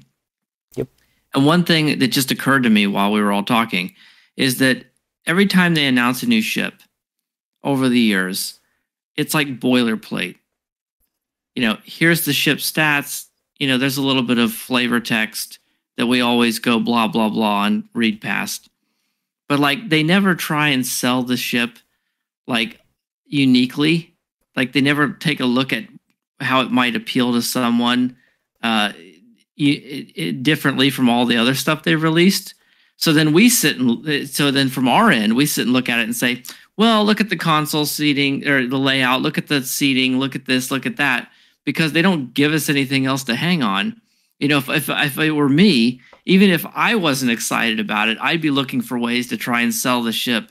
I'd be like, okay, the seating sucks, so we're not going to focus on that at all. Instead, I'm going to make it sound like, you know, this part is the greatest thing in the world, and try and find the unique strengths and weaknesses to sell it to people versus just, you know, here's a stat blog, the same one we put out for 10 years, you know, and then just let people figure it out for them. It's like, it's not marketed, right? No. They put out it's an announcement. It's not marketing. There's I some would think ships the community that come out, manager would be marketing their products. There's some ships that come out that I've gotten a couple just because they look awesome, you know, and there's a lot of people that are buying them for the Space Barbie, for the role play. But yeah, there's none of that. Where just do a demo record of the ship and show us, you know, some kind of cinematic. I mean, people would go crazy over some of those ships. Yeah. You saw it in the background of episode 2. I did want to for 4 frames. Something I forgot to mention when we were talking about DECA and all the stuff with Stowe. Something that I know Goss and I have talked about, and I think Stu, we've also talked about this also, is I've seen some people go out and say that they should spend more money on Stowe with the recent news to try and prop the game up. But I want to, you know, just be clear that the reason, you know, this is all going on is not because Stowe was in a poor financial state. It was because the executives at Embracer, they gambled like $1 billion basically, and it didn't go their way. So wouldn't have mattered, you know, if Stowe was doing good or bad. Like, them being under Embracer meant that they were going to get hit. Yeah, I never heard of that one. Oh, wait, sorry, no, maybe the only thing I read about is a deal falling through, and I think one of you guys mentioned that earlier. Yeah, $2 billion, and then they were left with like I think it was $1.4 billion in net debt or something for the year. Oh, Well, the thing is, like, look at it this way: if I take out a loan with interest under the idea that you're going to pay me, and then I can pay off the loan before the interest is due, and then you don't, even if, then I'm still on the hook for the interest.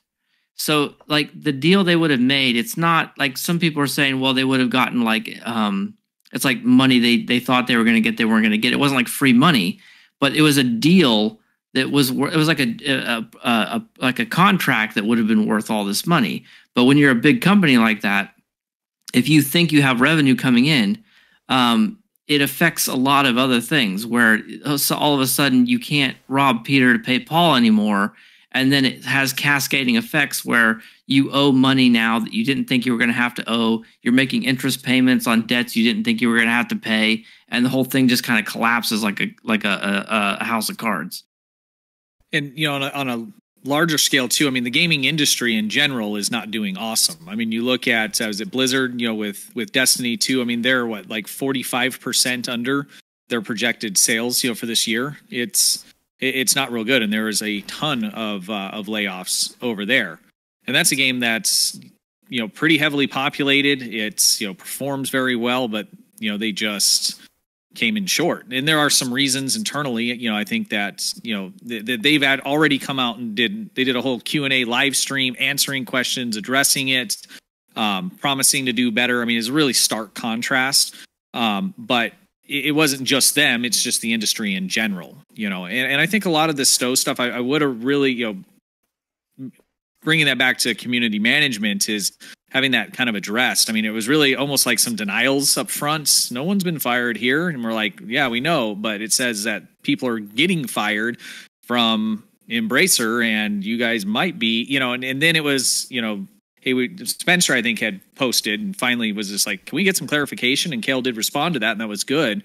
But I really wish they would have got out in front of that, because just this news, and with it handled badly, the PR side of it, that hurts the game and it hurts the money flow. And I know there was people that were upset that we were even talking about it, because that's the reality. Talking about it would potentially, hurt some of that money flow, because people are uncertain of whether or not, it's going to be around and all of that kind of thing. But that's not our fault. I mean, it's happening, right? And so what we do is, report the news on the game that we all love.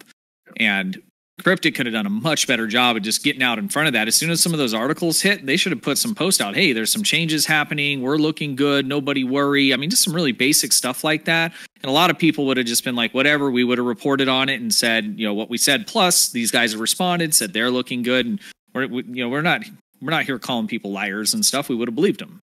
And I think that would have been the truth too, right? But none of that happened. That was really disappointed, seeing that blunder through this, because I think all of this news, and this happening does have a negative effect on the game, and I think that could have been mitigated greatly.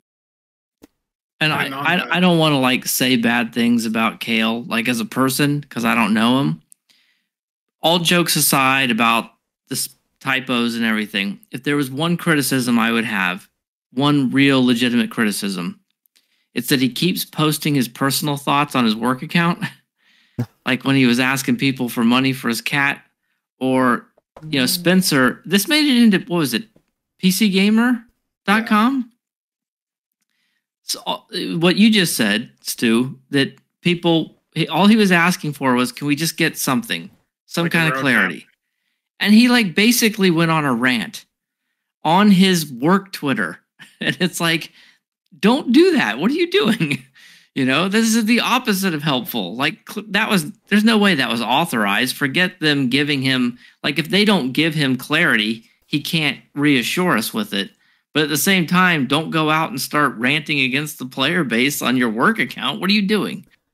Yeah. Yeah, because I think there's two parts, right? I mean, Kale's boss should have came in with, here's the statement you need to be giving out, right? So I don't want to make it seem like we're just beating up on him. I mean, he's the mouthpiece for the people that run Cryptic Studios, right? And there's all kinds of little criticisms, that we could make, and we could probably make that about any potential community manager. But at the end of the day, nobody in upper management at Cryptic, walked over to Kale and said, hey, this stuff's coming down the pipeline. There's been articles.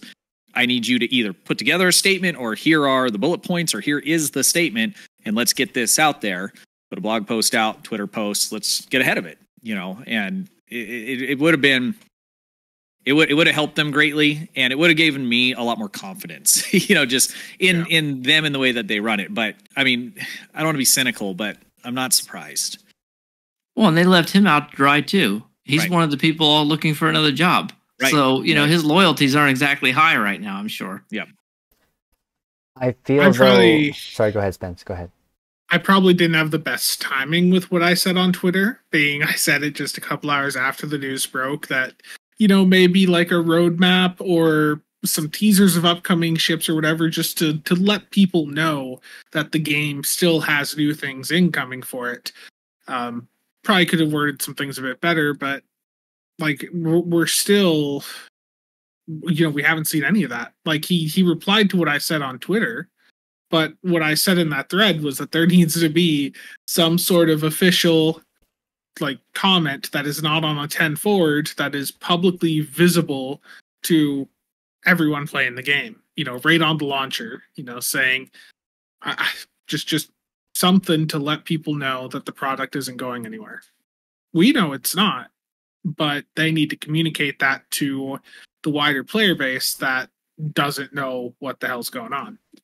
They could have done a, you know, multi-paragraph, you know, counter statement and given that to, you know, Trek Central and a whole bunch of other, you know, places that publish Star Trek news, and just counter narrative. And I mean, and it's all easy, just stuff, you know, that's what just kind of blows me away. But again, I don't think it's fair to put it all, you know, like I said on Kale. I mean, there's people that are running the show there that we don't see. I don't know their names, that are not doing what all the other companies. I mean, Destiny 2, I mean, when that news came out, it was like 3 days later. And they had devs sitting there taking questions, talking about the future, what they're doing, where they think they fell down, and how they're going to, you know, make things better. And they didn't even necessarily do anything wrong. It just sales numbers were down and people started getting laid off across, you know, Blizzard in general. But that was number one on the list, as they were out there, you know, selling the future of the game. Yeah, they should have given him what he needed to go out and make some statements. And then the things he did say, you know, he said, what was it, 10 to 15 years? And it's like, the problem with that is it's clearly not based on anything, and so people don't believe it. If you said, hey, we have a solid road plan for at least the next 2 years, it doesn't sound as good, but that sounds believable, like accurate, like there's some facts behind it. 10 to 15? Well, which is it? There's a big difference between 10 and 15. So people just hear that, and it just sounds like PR fluff. Not to mention, I didn't even see what you guys are talking about, right? And I'm on Twitter and stuff. I mean, not as much as maybe I used to be, but that whatever they, you know, they said when even make it to me, and this is what I do this part time, right? And so I mean, it was getting the thing messaging. Is, I'm not on Twitter either. I saw it on PC Gamer. Okay. The exchange got made it onto PC Gamer. That's how I saw it. And to be clear, Kale was with Kale's thing there. He wasn't like going off at me. He was going off at someone else that had responded. Okay. He was responding to someone else, but really it was at you. Yeah. He was responding to someone else who mentioned you, but really his comment was aimed at you. Yeah. Because I think you cornered him and he had to say something. Yeah. But because in general, I mean, I haven't had any communication. I know Spencer hasn't it's been almost a year for me, you know. I don't know what we did to piss them off, but there's, you know, anyways. I just assumed they would shoot me on sight, so I don't know. Well, I think for that initial reaction, and I was just kind of thinking about it, and I was trying to place myself in their shoes. His response was, give us a minute. You know, they were seeing 12 people let go. They didn't know what was happening. And I feel that even if it was sort of, don't get me wrong, what Stu said in terms of, you know, cut that off right at the head, get ahead of it. They weren't thinking of that. They were thinking about themselves, you know, and I would assume that upper management. I would assume that upper management had a pretty good idea. Now, Kale, rank and file, probably not, right? But the people that run Cryptic Studios, I'm pretty sure, had an exact idea of what was going to be coming down the pipeline, right? I mean, Cryptic Studios fired their own employees. I mean, Embracer Group didn't call employees in Cryptic Studios. So you're the CEO or upper management, and you get that call. You're like, crap, we got to let these people go. This sucks. Let's go ahead and get, you know, some talking points together. Let's go and talk to these people, and that stuff all then happens, you know. So I mean, it was a surprise to the people that we interact with, but the people that did the firing knew before they did the firing. You know what I'm saying? No, you're right. I think could have been handled better. Definitely, 100%. I don't envy Kale. Like I said, I mean, we can be a little nitpicky on him, but I think he's got a pretty crappy job. You know, well, he's actually got 4 jobs there is one thing too. Like, that can't be easy. Like, he's the community manager for all 3 of their existing games, and also apparently the writer for Champions. So That's too much. They are overworking him, and I think he likes the people he works with, but going back to what Goss said earlier, like I would not be surprised if as soon as he sees he's got an offer for somewhere that's less stressful, that he would take it for just the long-term career stability and for his sanity. And Stu, you were talking about it a bit earlier there about was it Destiny, about how they thought their numbers weren't as good. They were 45% under projected. You know, when you said that, which is a lot. No, it's a lot, but so 8% layoff on their staff, and their staff's big. I mean, there's a lot of people. It is a lot. Now, what I was thinking when you said that, it literally brought me back memories of the last 2-3 years, 5 years actually, about being, in real life salesman. It's always about the numbers, right? Yep. I think that their projections, they just got too greedy. There's a trend. Regardless, they always want to trend up, right? They always want to trend up, and they're throwing the dart higher and higher.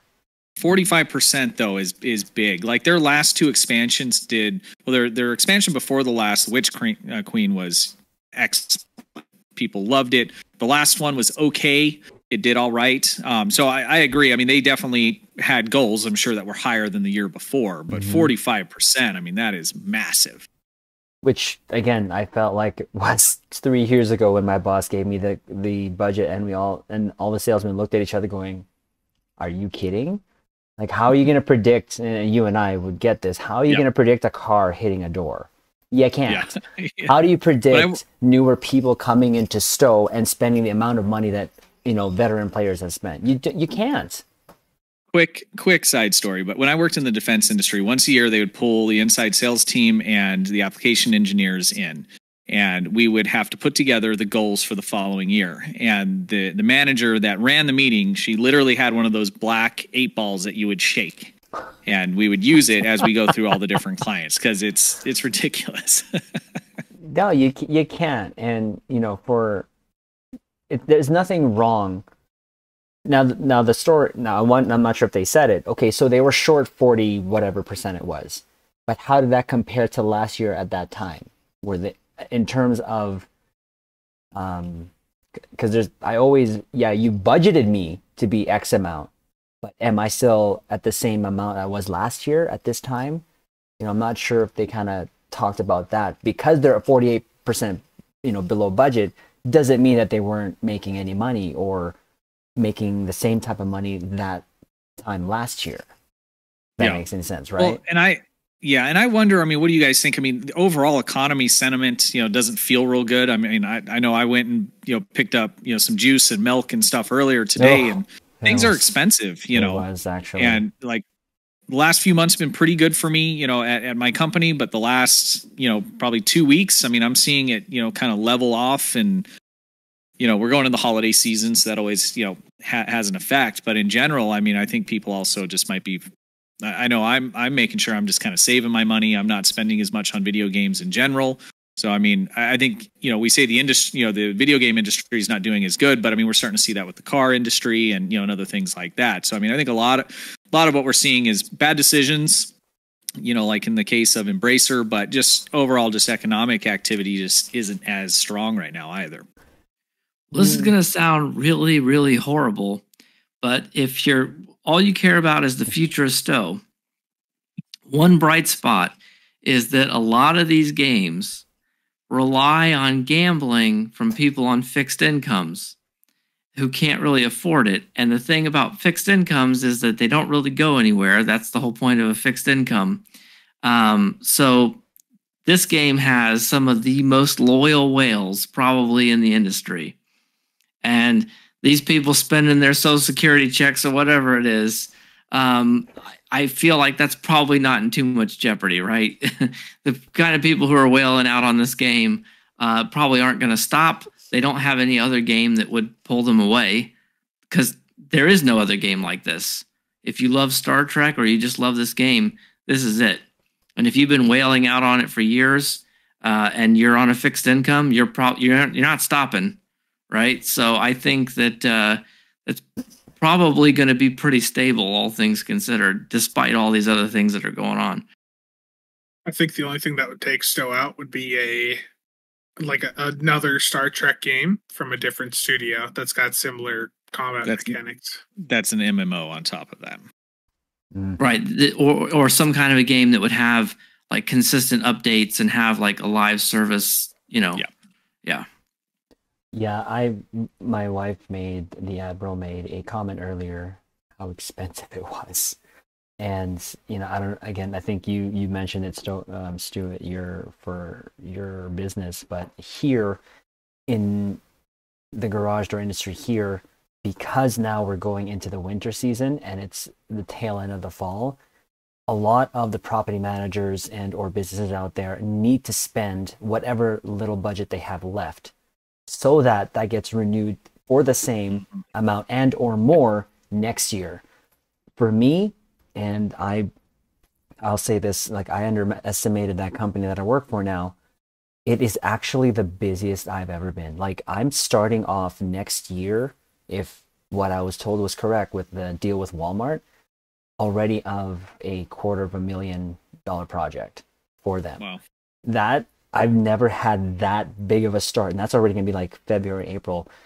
Now, their customer base for them was very well done in terms of what they focused on, which was a lot of property managers, a lot of those third-party companies that take care of your everything, all-in-one maintenance. I'm sure you have them down there in the U.S. a lot of that. Let's say retail stores would have these companies do all their maintenance contracts and whatever have you.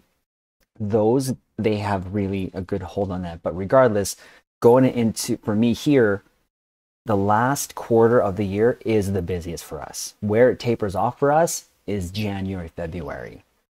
But regardless, economy-wise here, it has been just going like this. It's the grocery bill. I see her buying less stuff and it's still costing about the same amount that she's been spending, and it's insane. And I'm sure what's happening around the world is not helping. And what did happen a couple of years ago, it just compounded and just made people. The word greedy comes to mind for me. Yeah, I think though, to bring it back to Stowe, is that when we take all of this into account, right? Economy, the pandemic, all the different things that we're seeing.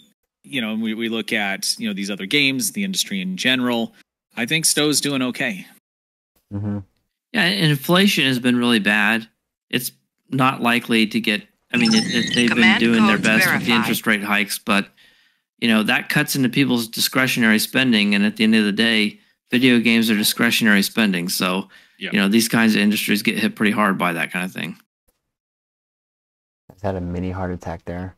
I think Stowe's going to be around for a while, and I think you're going to be able to buy my Isomax off the exchange for the foreseeable future. Oh, he beat you to that one, Goss. You lost that one advertisement slot. It's true. Yeah, it's true.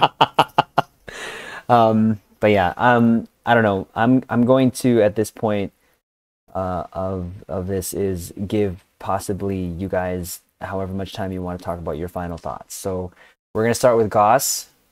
Anything else you wanted to bring up? Anything else you wanted to just kind of throw out there, including just on overall what we talked about tonight? Well, the elephant in the room is obviously the layoffs and the restructuring and all that. And I know we've mentioned it multiple times already, but yeah, I think there's no danger of the server shutting down anytime soon. As far as active development, it still is a little up in the air. There's a lot of things that could disrupt it. Probably they're still going to be putting things out. They have stuff in the pipeline. Stuff is always being developed, in advance. So we're probably going to see months worth of stuff come out regardless of what decisions they make. But there's no guarantees. A lot of people working at Cryptic probably didn't think that they were going to be looking for work. And now they are. So can't take anything for granted. Enjoy the game while it lasts. The servers will be on for quite a bit longer, but don't wait, I guess. If you really like the game, play it now while it's here and worry about the rest later. Like Stu said earlier, like I think the release cadence for the game, like how it's been for the past 2 years, is probably how the release cycle for this game is going to continue being for the next few years. We know that they have stuff planned out already through 2025. And I think the fact that we didn't really see, the STO team really hit by these layoffs, like outside of the QA lead, I think that indicates to me that they intend to keep milking what they can out of this game for the foreseeable future. Meets that mapping. Yeah, I agree with that. I think that what did I write on my notes here for the end? I think the only concern, and I think Goss mentioned this earlier, is people leaving on their own because of some uncertainty. And we don't really know what it's like internally, other than, I guess, we're seeing all of the posting of, open to work. So obviously they're worried. So hopefully that calms down, I guess would be my hope internally, and that people feel somewhat secure. So I hope that they can get this transition happen and see that, jobs are secure, because the biggest risk is people leaving that know how to work on the game. There's not a big pool of people that know how to work on the engine that Star Trek is made on. So that would be my biggest concern. And I think that that's something they should probably focus internally, is the people that they know that, are staying, and, just really hammer home that we're good. I hope they're getting a roadmap. Let me put it that way. Because we want the people that are there to stay, because if a large chunk of them start to leave, finding replacements for them is going to be near impossible. You can find other game devs, but I don't know if you can just train, a game dev up real quick on, another engine. I don't know if it's similar. I don't know a lot about it. It's just my concern there. If short of that happening, I don't see anything really changing at all. In fact, I like I said in the beginning, I think that with all the other projects being canceled, there can be a more narrow focus on the products they already have, and hopefully we see a little better job of QA and different things like that, and spelling, and I guess I shouldn't talk about that, but yeah, so I think we're good to go for the next at least couple years. I mean, it's easy for us just to throw that out, but we don't know what's going to happen tomorrow, right? But with the news that we have, I think STO looks fine. I think it's going to be the same exact thing that we've seen for the last couple of years, and I hope that again, there's a roadmap at least internally for the people that are there, so that they can feel secure in their job, and we don't get any brain drain internally. Yeah, no, hearing, like I said, there almost there at the beginning, I wanted to hear what you guys had to say, and for me, I really hope that I would love to play this game until up in my 50s. I mean, I'm 42 right now, and yes, I can still run circles around you, Nick, just saying. But having said that, I really do enjoy the time that I play Star Trek Online, and this community is so tight-knit with the love that they have for Star Trek, and it's just another game to come out would have to be so much better, but I don't think they'd be able to release, or not be able, that's not the right word, that they would be willing to give up the licenses to another MMO. I don't know, that's just my thought. I feel like STO is going to be the main thing in terms of the STO MMO space, because it's really, it is doing well. I would love to hear more from the devs. It would be nice if they would tell us, hey, so this is what is going on, because a roadmap would ease, a lot of people's, I won't say fears, but just maybe anxiety in terms of what is coming up. And I felt like that tweet from Kale and Thomas was sort of a little bit of that, right? Just saying, oh, hey, there's a great chip coming up, right? And again, what is one of the things that whenever they stream that gets the most viewers?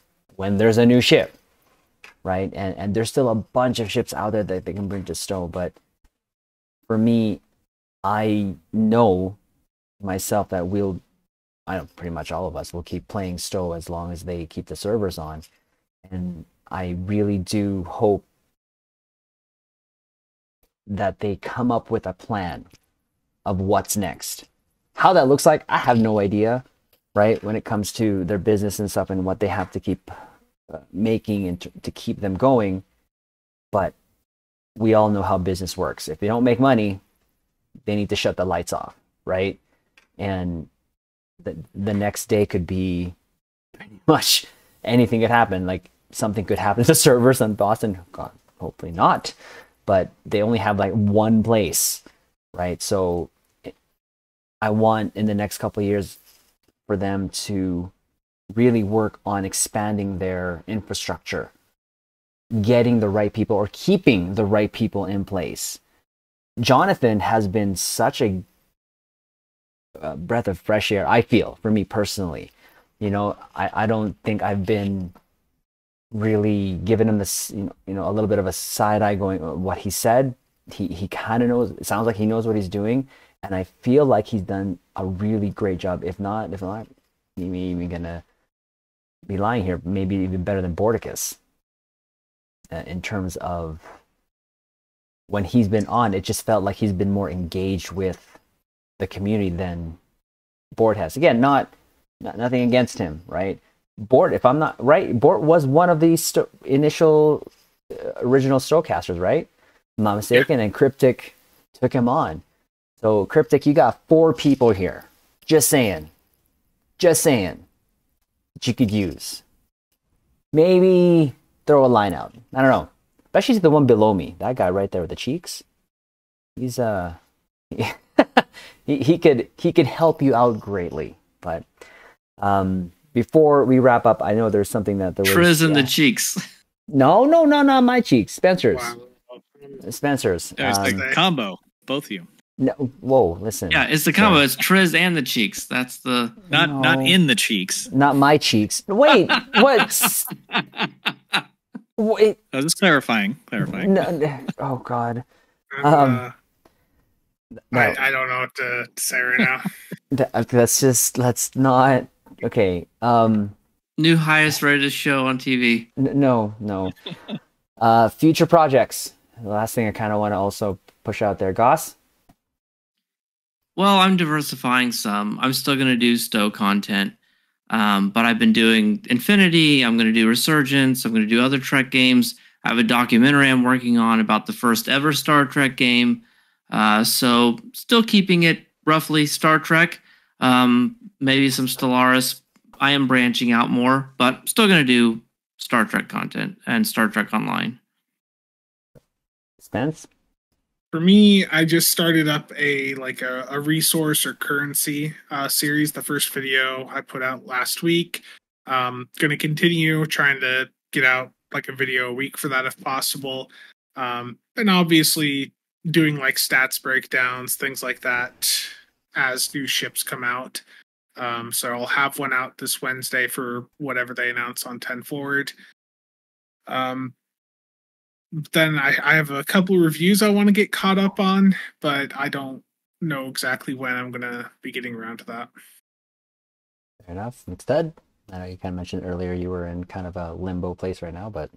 Yeah, so my goal right now is to do a video a month if I can. What's next up is I was putting together a 3-part ISOMAG series. So the first one's how to farm all the gear. We're going to talk about crafting in the next one.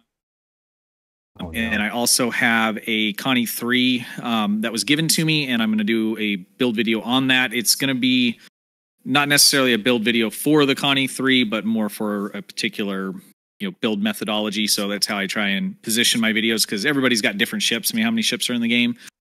So making individual build videos per ships are tough. So anyways, those two are what I'll have coming out over the next couple weeks. And then once I get my upgraded internet, I'll probably start doing some live streams again. That'll probably be once a month, and that'll be in the next like 4 or 5 weeks.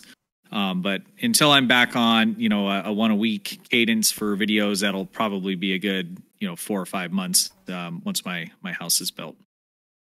Oh wow! I might make some videos. I might make some videos on building the house, because I'm going to be doing a lot of it myself. So we'll see how that plays with the STO community.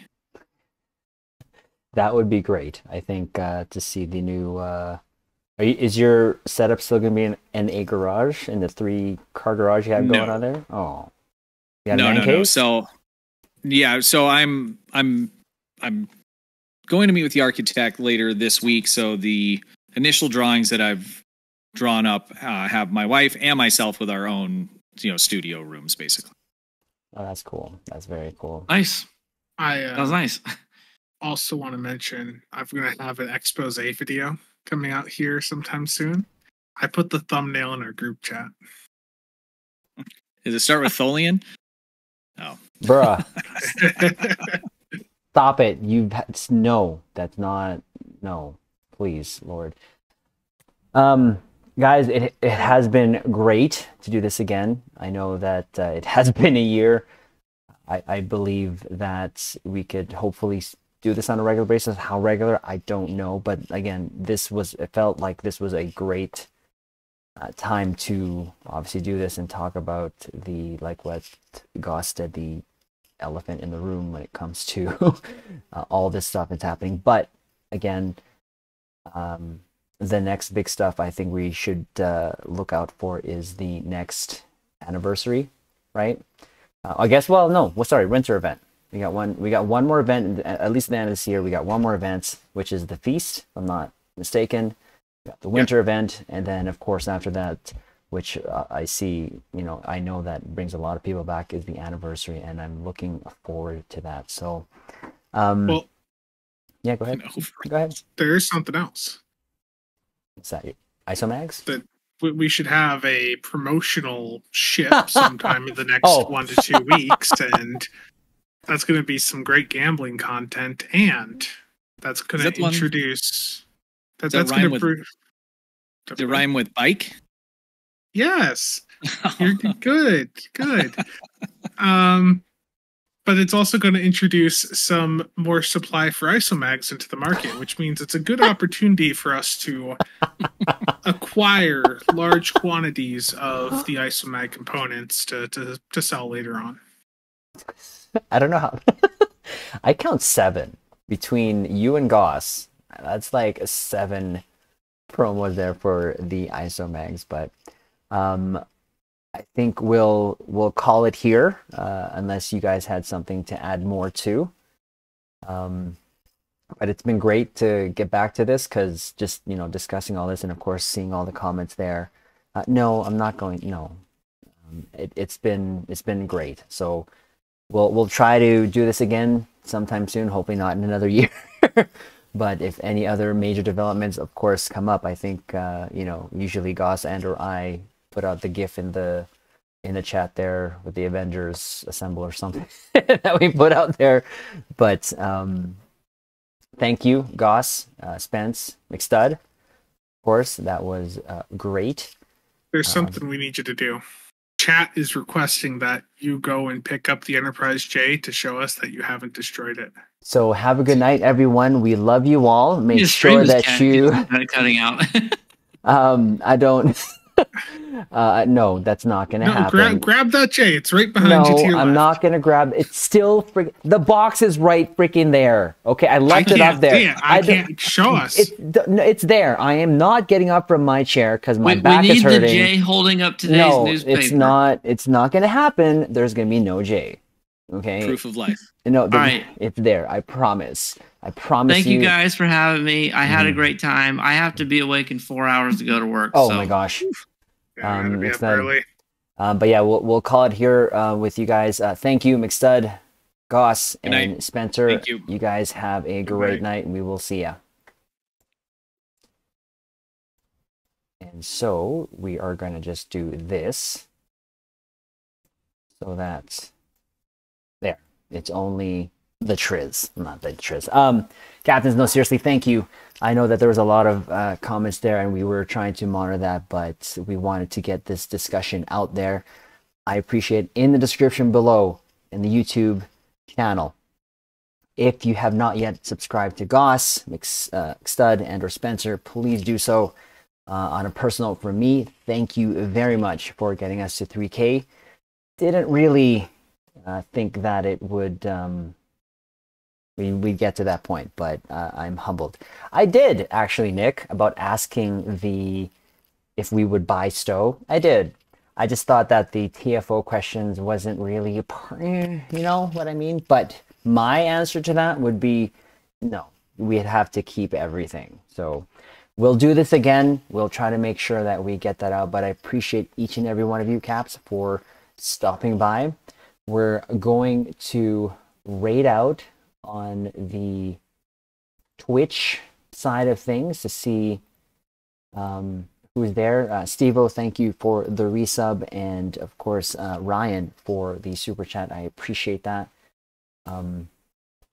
I encourage everyone again to please subscribe to our channels, and it does really help us a lot if you guys like this one, of course, because now it's going to turn into a VOD, and it would be appreciated. But we're going to find someone here. We'll be back. For us personally, we'll be back tomorrow, Monday, on YouTube, and so that we can make up for the time that we lost there last couple of weeks. So again, or last week, I know I didn't stream there yesterday. I just was not 100%. I am feeling better, but we sometimes we just had to take a rest. We just had to take a rest. So we have someone here to raid off. We don't know who they are, but when we do, to those who are on Twitch, let's pass on the Stowe Love. They are playing Star Trek Online, and we're going to start that now,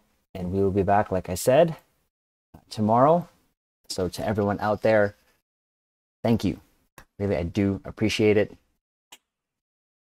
LLaP, I love you all, and we will see you tomorrow.